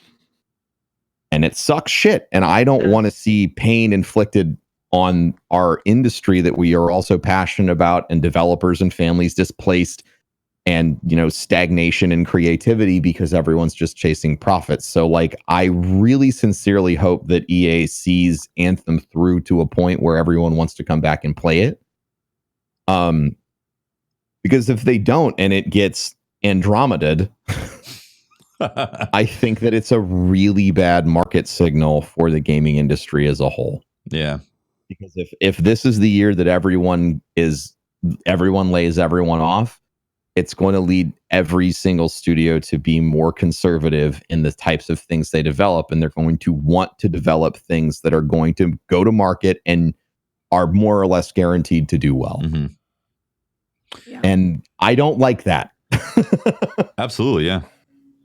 I guess if I was developing like a BR game right now, I would be just in shambles after the launch of like Apex. I'm sorry, this is just in regards to like game development shit. No, I mean, I think the right line to take if we're still talking about Anthem, but like in that same vein, man, like holy shit, if I was at a studio that was like, oh yeah, you know, we think we got a next great thing here, and then Apex comes out, and you're like, oh, fuck. Developing a VR game right now sounds terrible. I guess. I mean, yeah, sure, but at the same time, like, I think people discount because we have this rallying mentality behind who's ever winning, right? Mm-hmm. It's like, this game wins, this game's fucking dead. Like, you know, like Fortnite dead, guys. Listen, okay. the 10th employee at Google is getting paid more than fucking everybody sitting in on this podcast, and probably everyone that's listening to this. You know, you can develop the 10th most successful BR or the 15th most successful BR and still pull a great return. You don't have to always make the next Fortnite or Anthem in order to build things that are successful. Yeah. My worry is that everyone's going to start gunning for that shit because that is a known reality. Oh, I can take the number 5 slot, and then, you know, my company is going to do well over the next year. As opposed to like, let's invest into this new IP and new idea, which is a total crapshoot and could tank out. Mm-hmm. I guess I hear what you're saying, and I agree with a lot of that. But at the same time, there's this void right now in the looter shooter genre, and sure, I think Anthem adds a lot of uniqueness to that void. And sure, there's a lot of hate going on, and a lot of that same sentiment was going on when Destiny 1 first launched. A lot of the same, like, oh my God, what garbage just landed on my hard drive. I can actually smell it down the street. It did feel amazing. Like, Destiny's guns have always felt amazing. Yeah. Totally. I don't think Anthem's guns feel amazing. But I guess what I'm saying is when Destiny dropped, there was a void. And there was this thing of like, you know, Borderlands had been out already. And it was missing. And then Anthem is adding this aspect of flying and becoming Iron Man with like Diablo style loot, but it's not point and click Diablo style loot. It's a third person shooter, you know. And then the complement to that is Division coming out. So, but Division is not sci-fi. You know, you're not blowing stuff up with crazy magic. Like it fills an aspect that doesn't exist right now. So I feel like it can carve out this market. And what I'm saying is that I hope that EA sees enough of that so they don't feel like, it's a failed genre and have to pull a plug or something like that. You know what I mean? I agree. Yeah. My question is, you know, whenever Big Daddy Gearbox decides to drop Borderlands 3, is it going to just end the conversation about this? Because everybody's taking a shot. I mean, it's obviously not easy to do because Blizzard had Project Titan that was supposed to be an FPS MMO loot-based game. and they dumpstered it and made Overwatch instead, most likely because it was too difficult. Mm-hmm. So I guess it becomes like, is it possible that when somebody finally hits pay dirt with a game like this and they really land, like they really stick the landing, is it going to be like a Fortnite thing where everyone floods to it because they're like, oh my God, finally? Because it's sort of like a reverse situation of what's happening with BRs, right? There was only a few BRs out. Not a lot of people had kind of made them, and then Fortnite came out, it blew up, and now everyone's making a BR. Mm-hmm. Whereas over the past 6 years, we've seen every studio take a shot at making a loot and shooting game, whether it's FPS or third person or whatever, and nobody has particularly nailed it yet. It's a much more expensive thing to. It's a way more expensive investment too. Yes, exactly. Yeah, all the assets and all that. Like it's a lot easier to dev out a superb map and nail some shooting mechanics and put together, some great characters and abilities, as opposed to crafting a story, crafting tiers of loot, crafting different varieties of stuff. Like, I mean, there's fundamentally less moving parts. Mm-hmm. So I don't know. Like, I hate being so uncertain. I remember when Destiny came out, I was really confident that like they're going to nail this. And maybe it's the cynic in me from getting punched in the face over like things being not quite perfect over and over and over again. But I'm worried that I think Anthem is going to find an incredibly strong base of support for the people who play the game and they're like, this is absolutely my shit. I guess I'm speaking from the point of like, I really hope that Anthem was going to be the delivery on the concept that I have been wanting to play for the past, 6 years. Yeah, I feel you.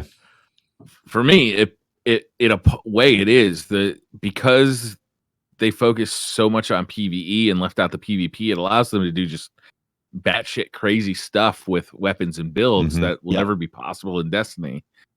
And like to me, that's really exciting. Like the stuff that I'm only experimenting with stuff because I got like these half-formed builds because I don't have all the masterworks yet.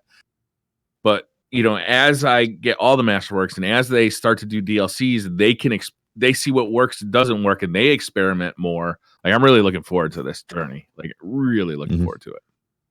Yeah, for sure. Yeah, same. I guess that's how I'm approaching it. It's just like with Monster Hunter World for me. It's like it was great to jump in. It was great to make builds. And if that's the time that I had with it, then cool. I had a great ride. But if they do deliver on content to add into the game, like we got these cataclysms coming and they got things that are slated. And if they can do that successfully and have these cosmetics and stuff to chase after, like the problems that you have right now, Broman, with the end game, if they can at least answer part of that relatively soon, then it's going to be good. But if they pull a Bungie and take a year to fix some of that stuff, then no. If they manage to deliver on a lot of this, sorry to interrupt, but if they manage to deliver on all this stuff inside of 2 weeks or a month, they still have control over the narrative, right? But if they start taking too long, they have a very small window before Division comes out. Mm-hmm. And everyone goes, well, and moves on. That's true. Because Division 2 is Division 1.8. Yeah. At launch. Kind of repackaged and there's new stuff, but it's that at launch. And if it's not plagued by all the problems Division 1 had when it launches, it's going to capture everyone who was willing to give Division 1 blew the fuck up on Twitch until the hacking became so rampant that no one could play it anymore. And if the Division 2 blows up the same way and captures that audience and doesn't let it go, it changes the narrative for them. And then they have to start marketing against that instead of owning their landing. Mm-hmm. Yeah. Yeah. All right. That was a meaty conversation. That was meaty. Womp womp. Now I'm sad. Honestly, see, the thing is, I'm not sad about it because, like, I think it's great that it exists. Like, it sucks that the launch was rocky, but like the actual gameplay is fun. And Fair. Like as a gamer, I'm really happy to play those types of games. You know? Yeah. So it's definitely and not have choices. Yeah, exactly. It's definitely not a womp womp for me. Like I'm gonna jump into Division 2. Yep. Right. And then when Anthem's DLC comes out, I'm gonna check that out. Yeah, exactly. And then, actually, before Division 2 comes out, I'm gonna be playing Season of the Drifter. Like, so now I've got multiple of these games in my life. So when one of them's having a slow point, exactly, I just bounce right over to the one that's hot right now. And then just imagine, what if Borderlands 3 came out in the fall? What if? Been saying that for 5 years. And then Half-Life 3 comes out. Oh my god! And then the new Tool album. Yes. Yeah. I mean, I like that's the other perspective is like maybe we're just all of us who like playing games like this are just going to have a smorgasbord of rotational content to enjoy, and that would be fantastic as well. Mm-hmm. Exactly. Yeah. Then all those games get to exist and be popular because everyone's kind of just, I'm hopping in here. Awesome. This is great. Gotta hop in here. This is great. Yep. Are we just conditioned to feel like this after playing Destiny so goddamn much?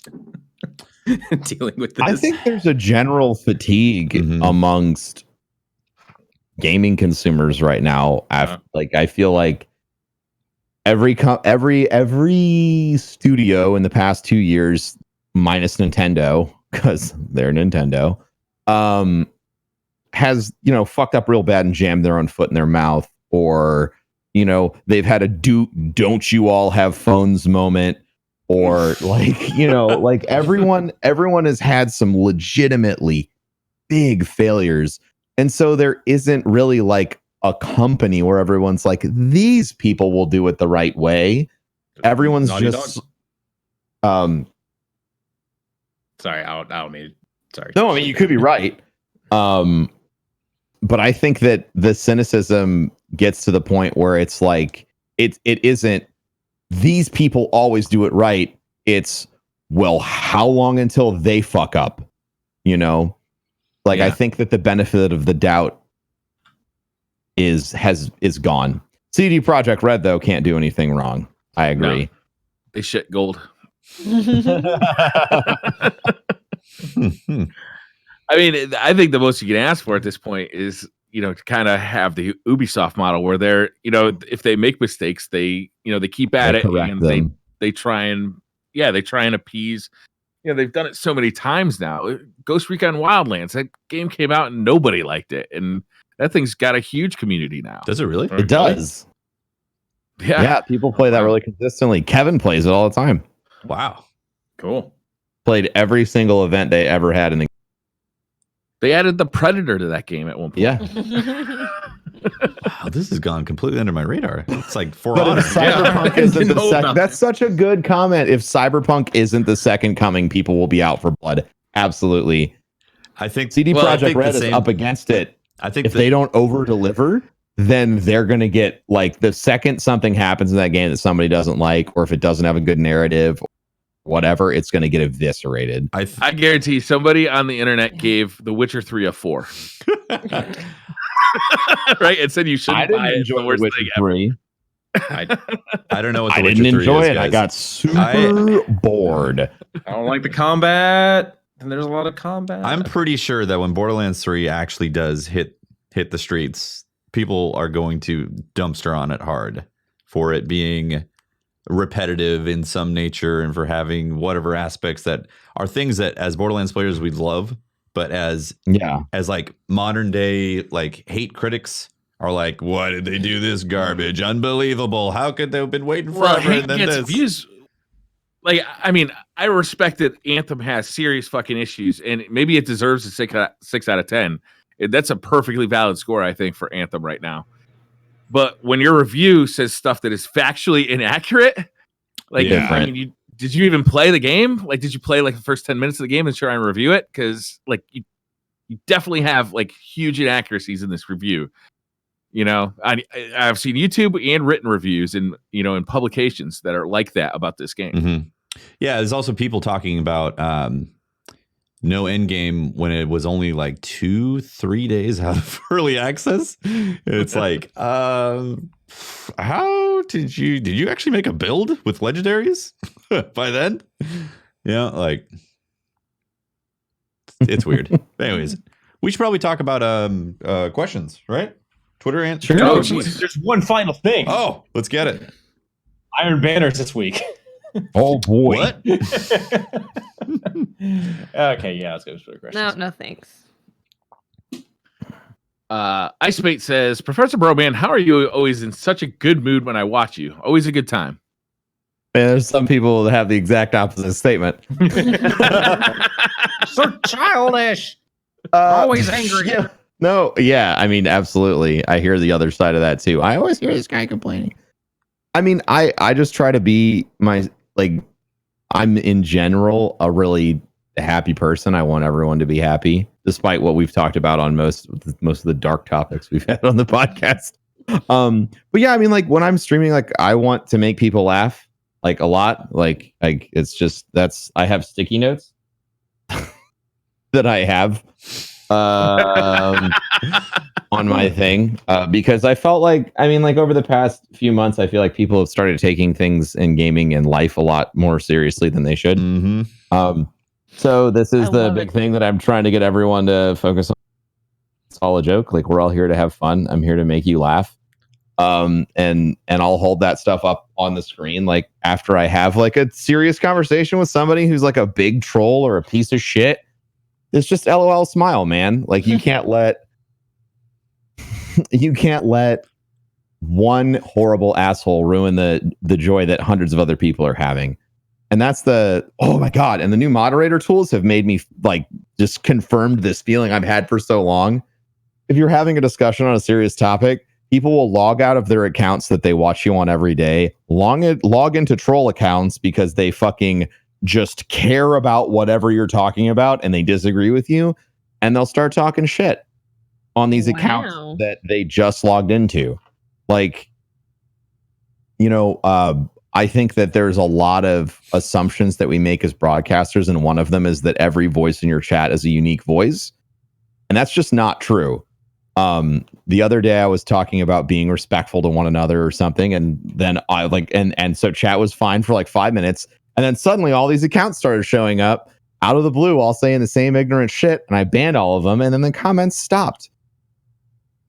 Because it was just 5 people in chat that were like, oh shit, he's talking about being respectful. Social justice warrior, go fuck yourself. Because they have to say it at every single opportunity that shows up because they're sad people that are broken on the inside, taking it out on someone else. And I understand that because when I was a kid, I did that shit. And I hope better for them, but I can't let that person's horrible behavior that's motivated from a point of pain change the way I act and the joy that I'm trying to bring people. So, you know. Yeah. Yeah. I think everyone should get a sticky note and put it by their monitor. So when you still feel yourself getting frustrated, worked up, just look at the LOL smiley face. LOL smile, dude. You just Mine's a picture of Holtzman. LOL smile, man. Doesn't that make you more ranty? Yeah. You're like, oh yeah, I need to get a rant on. I have a note my girlfriend wrote me and hid under my mouse pad before she left, and I didn't find it until I moved the mouse pad. How long was that? After she left? 24 hours. Oh, after she left. Wow. I never moved my mouse pad. Yeah, so I would never find it. I got that big mouse pad. Ballistic Fire says, with Destiny in its current state, what platform would you say is best for creating content for it? PC. Mixer, Twitch, or Facebook? Oof. I heard Facebook is like, do you want to? Well, besides a few people, they like watching Fortnite on Facebook. Yeah, Facebook's very what I've heard. Fortnite centric, BR centric, as is Mixer. I mean, I would say wait to start making content until people want to start watching the game again, and then go somewhere that isn't Twitch. I don't know. I mean, it's hard. Like, or if you're fucking if you're a beast at the damn game, come crush it. I think that the skill narrative on Twitch is helping a lot of channels grow right now, and that was not necessarily the case 5 years ago. On Twitch. You know, a new BR comes out and it's like there's 5 new superstars overnight because they're the people who were out there slaying it in Apex Legends the first 2 days. I think these games too, the most entertaining people to watch are the people that are killing it and doing these like crazy ass plays. Like, oh yeah, there's something about battle royales that just really, it's just really entertaining to see somebody who's fucking fantastic at it. It is. Mm-hmm. It is. It's exciting, yeah. Or really bad, like extraordinarily terrible. I can tell you that is not true. Shout out to Dizzy. Exactly, chat. See, chat even knows what I'm talking about. I don't understand why people watch streams on Facebook. Don't you have to be like 30 plus? Facebook has 2 billion installed users. Yeah. To put perspective on that, and they're all listening to Russian fake news. That's 100. That is 100 times more people than broadcast on Twitch annually. So there are a lot of eyeballs on Facebook, and if Facebook or Mixer or another streaming platform execute on their already installed user base properly, Twitch is in trouble.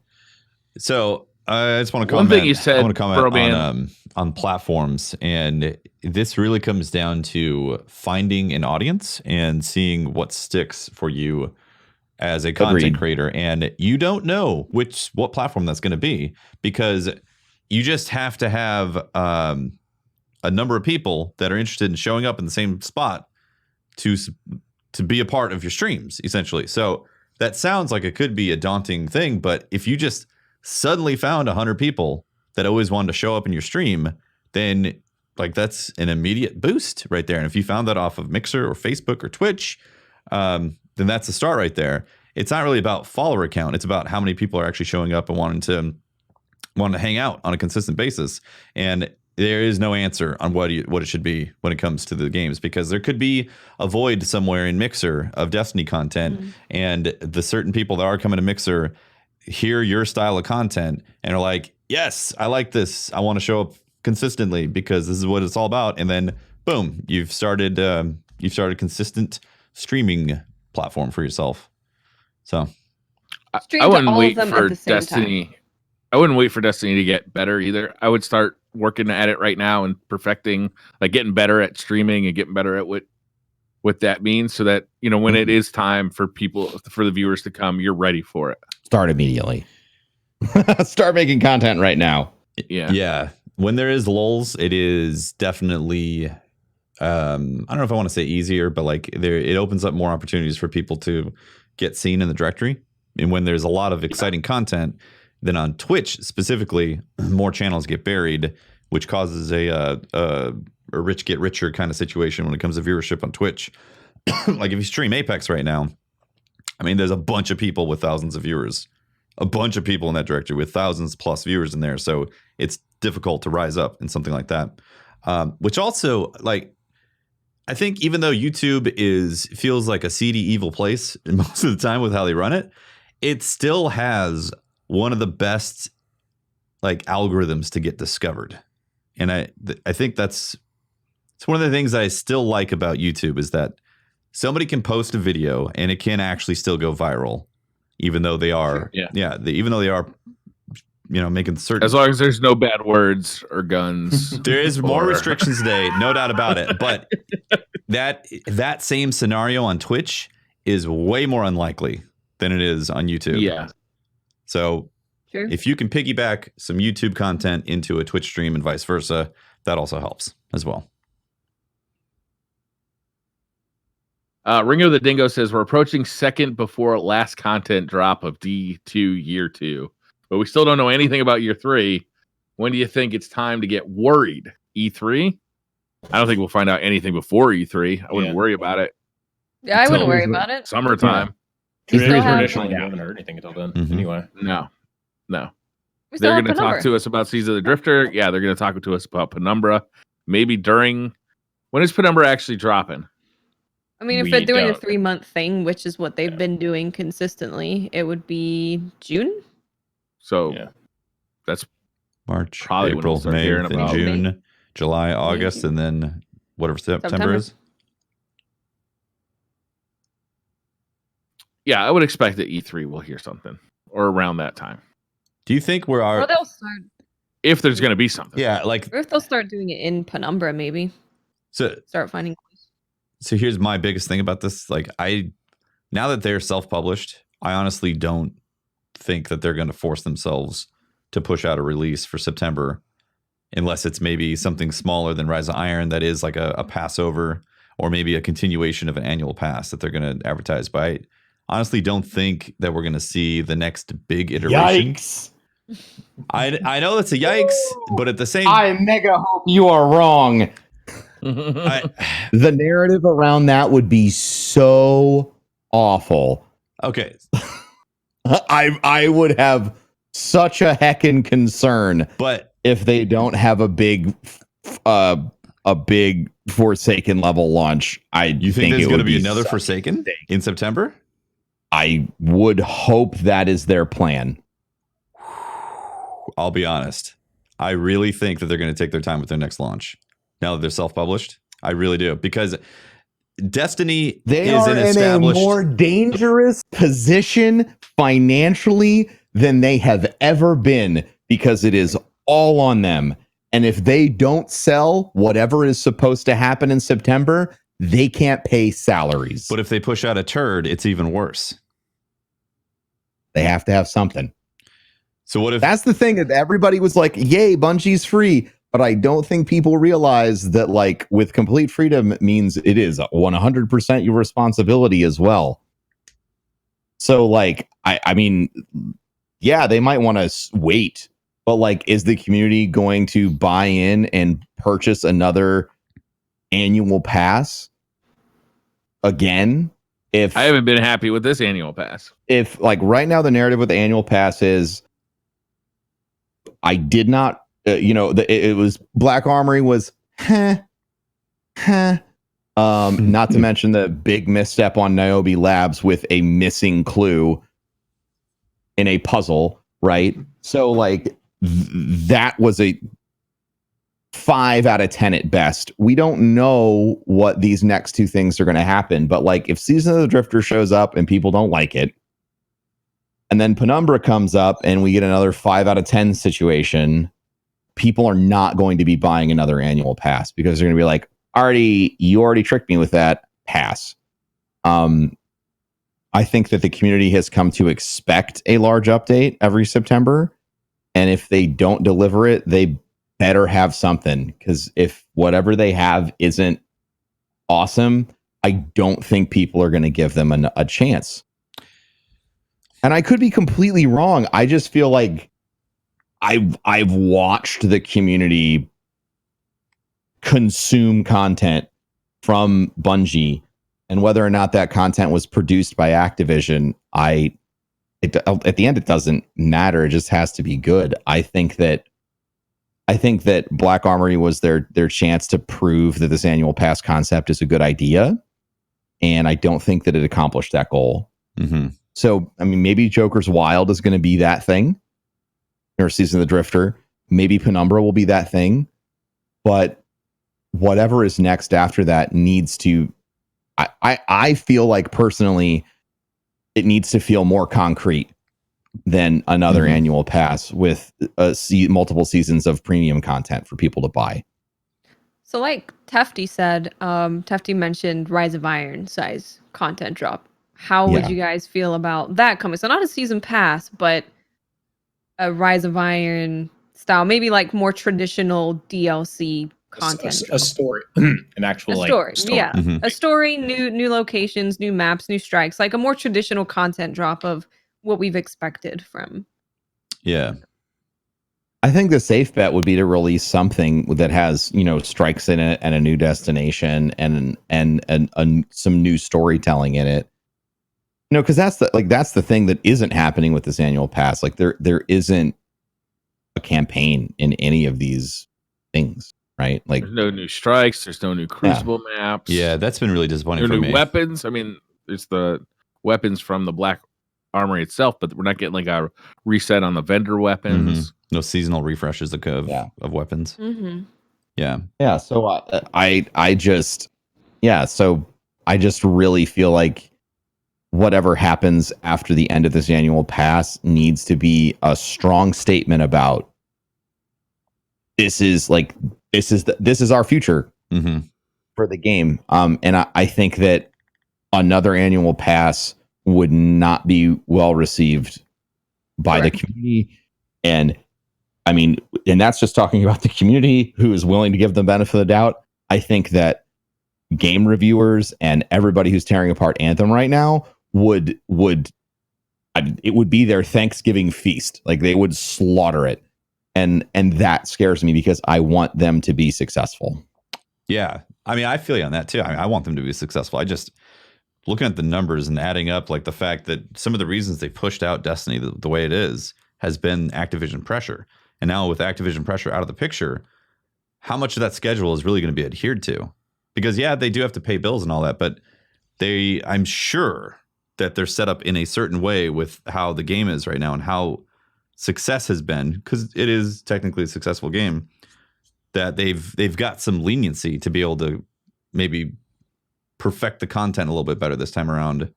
And obviously D3 is coming. It's coming. It's just, are they going to take a year to do some extra polish and maybe just some little live updates with D2 and we have to wait? I mean, I think the franchise is healthy enough at this point that they could take time off a little bit and then come back with a new iteration.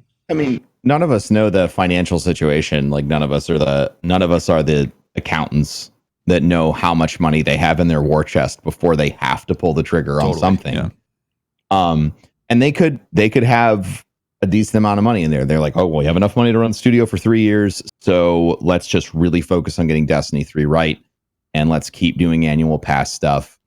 But I just don't like the narrative that shows up when so we have this year of annual pass and another year of annual pass and then another year of annual pass and then like another year of annual pass. And like it's just, I'm not Destiny a fan of that. thrives so well when it makes big impactful moments. Like Forsaken was a turning point, and I think that they're going to need to keep doing that. So I guess Forsaken definitely was a big turning point, but that was because D2 was pushed out so hard and definitely needed more time, So I guess that's where I'm coming from. I think about with Activision out of the picture, I feel like they're going to be more precious about the releases. Potentially. But as a fan, I'd love them to deliver content consistently all the time. Every September, massive update. That'd be great. I would like a Taken King size release once a month, please. Yeah. I mean, it's funny, but I think the community would be satisfied with a Taken King size release twice a year. And I know that that's hard, but I feel like if I said, look, for the future of Destiny, every 6 months, we're getting something the size of Taken King. Do you feel satisfied? Because to me, I feel, oh, well, that's ideal. That's enough time for me to master and explore all that content, level my new subclass, experience the story, and get ready for what's next. Get all the exotics. Twice a year. Now, I'm not saying that this amazing. Here's the thing, and this is I view everything as a business person, which I wish that more gamers would do. Yeah, I understand that there's a lot of difficulties, but when you run a business, your job is to literally overcome the bullshit and make something happen that's impossible. So is the dev time on something like that really long? Cool. So you break into 3 dev teams that have 18-month cycles, so you're always hitting your notes or whatever. I understand that shit's incredibly hard, but if you know what makes the consumer happy, then it's your job to try and structure things to deliver on that as best as you can. I don't think that any business should say, sorry, that's too hard for me. Because that's how you fail. Totally. But I also don't want them to push out content that's going to kill the franchise also, because they're like, oh. I completely agree with that too. I just think that it's about finding the medium. It's about finding the point where you can deliver as close as you can to what the consumer expects while not compromising your quality. Yeah, agreed. Ultimately, you have to do both. And if you can do both, you have an award-winning franchise that everyone in the world loves. And that's what I want for Destiny. I'm not out here to be like team shit on Destiny. I want to see them win. Oh yeah, all of us. Of course. We want the most successful version of that game in our hands. Yeah. Right? That's what we all want. Think we're probably going to be looking at them switching up their content release model, right?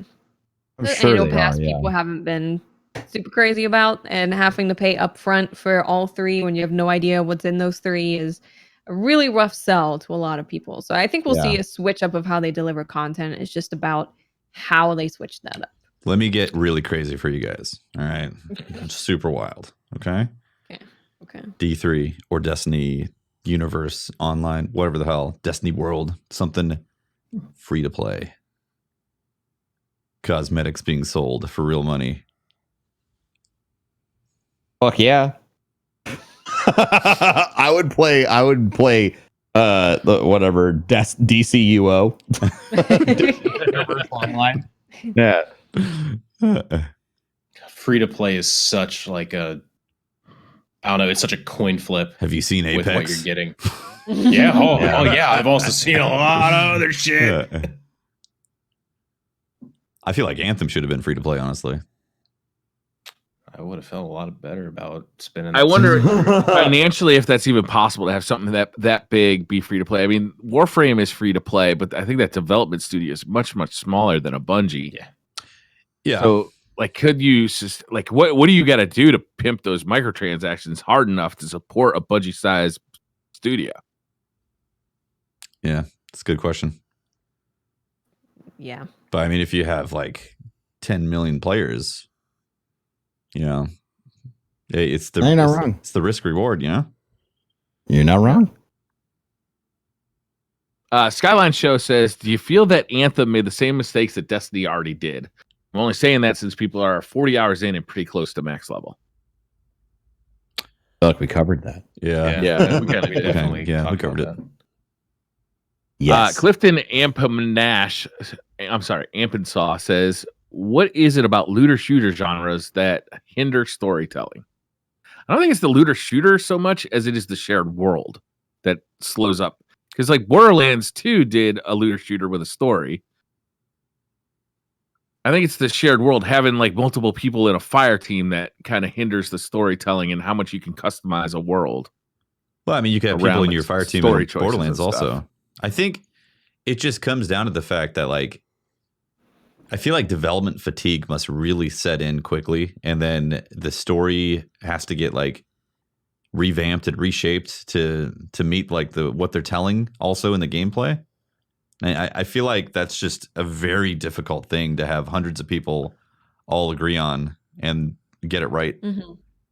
When they announced that Anthem was going to have Fort Tarsis, which was not going to be a multiplayer arena, similar to it's not going to be like the tower is in Destiny. It's going to be like a single player area where you go do all your story stuff. I'm like, that's brilliant because now you can do stuff that's story like in like your private setting. So if I make a decision, that can be reflected in my little single player environment inside a multiplayer shooter, right? They didn't really do that. Like I was wondering if they were heading that way with like the guy he's like basically the maintenance guy or the bureaucrat of Fort Tarsis, and he was talking all the time about cables and stuff, and then he starts talking about the fountain and getting the fountain running. I'm like, if you don't ever talk to this guy, does your fountain ever get running, or does the game like kind of force you along that path? But that's the kind of stuff they could do. I thought they could do with having that single player only zone of Fort Tarsis, but they didn't really capitalize on that. Yeah, not really. Yeah, I remember completing an expedition or something, and it was like, the fountain in the courtyard's working. I'm like, all right. I have no other context. Fountain's there, guys. We're good. Oh, there's also a javelin in the place somewhere, and I can't find it. But apparently I put a javelin in. Nice. Yeah. 777 says, "What's your go-to music choice while grinding solo?" I personally think metal of any kind enhances the solo grind experience. Anything with a good beat? I usually listen to streams. If I'm off not streaming, I'd usually have a stream in the background and just like see what they're doing, hanging out, or like doing the same thing. Streams or podcasts are really nice for grinding stuff. If you're just grinding, you don't have to really listen to anything or pay attention. You're just kind of grinding it out. Podcasts and streams are great for that. Yeah, agree. They are good for that.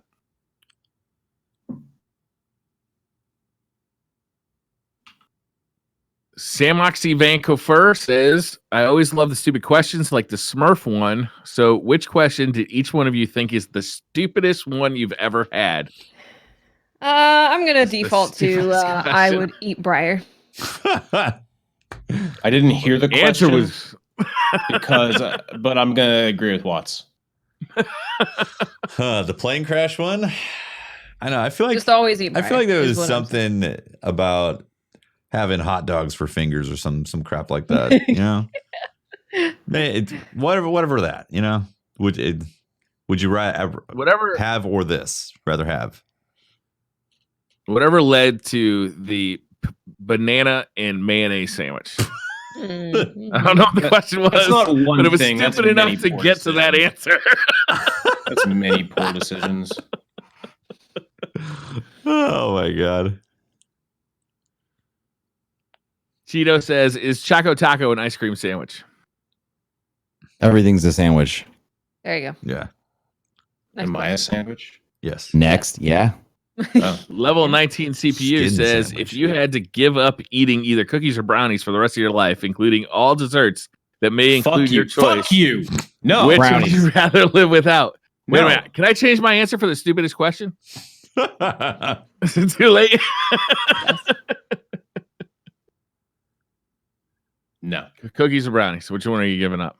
No. Brownies are easy to do gluten free. There you go. So I'm Cookies giving up aren't? cookies. Well, Brownies I've are had easy good. to do in a fun way. Yeah, brownies are pretty easy. And they're good too. Cookies are easily screwed up for gluten free, so I'm giving up cookies. Lee is no pro says, "After long discussions, arguments, and debates at work, I need some expertise. Is the proper way to wipe standing up or sitting down?" Whichever way We had this works question for you. before. Whichever way works for you. Just for the love of God, don't go back to front. That's the one true sin. Okay. Yeah, that's true. That's true. Didn't we say there was someone? I don't know who it was, but they're like, when you stand up, you're just like smushing it all in the butt cheeks. Yeah, because Pope thought like it meant pooping while standing up, not wiping. Yeah, you sit. You want to sit down. You want to. I think you want to sit down. I think it depends on the Sitting down situation. smart. You're smushing your poop with your butt cheeks. No, Look, if you do a squat, then it means you don't have to do either. Yeah, you're squatting it. You never have to move from that position. Superior. My wife, when we first got married, informed me about the stool in front of the toilet. Have you guys heard about this? Yes. Like a poop stool or like an actual stool? It's a poop stool. Yeah, you put your feet on it while you're pooping, and it raises your knees like way up high. Oh. Shit just slides out. Like your birth. It's more natural. Like your birth in a it's poop? more natural because then the thing isn't like bent at an L. It just like bloop. Huh. Yeah. There's a visual illustration there. Wow. That's it for questions. It's late. Light on questions today. All right. Oh, we went hard on it. Yeah, we went hard on all the things. It's almost 2.5 hours in this podcast. Very true. Very long, true. Long one. We had good conversations, guys. Yeah. Well, thank you all for tuning in this week. Pro Bro. Yeah. Thank you for giving us your time this week, man. Thanks for having me on. Thanks for being on, man. Yeah, thank you very much. Where can people find you? You can find me anywhere on the internet at I am Professor Broman.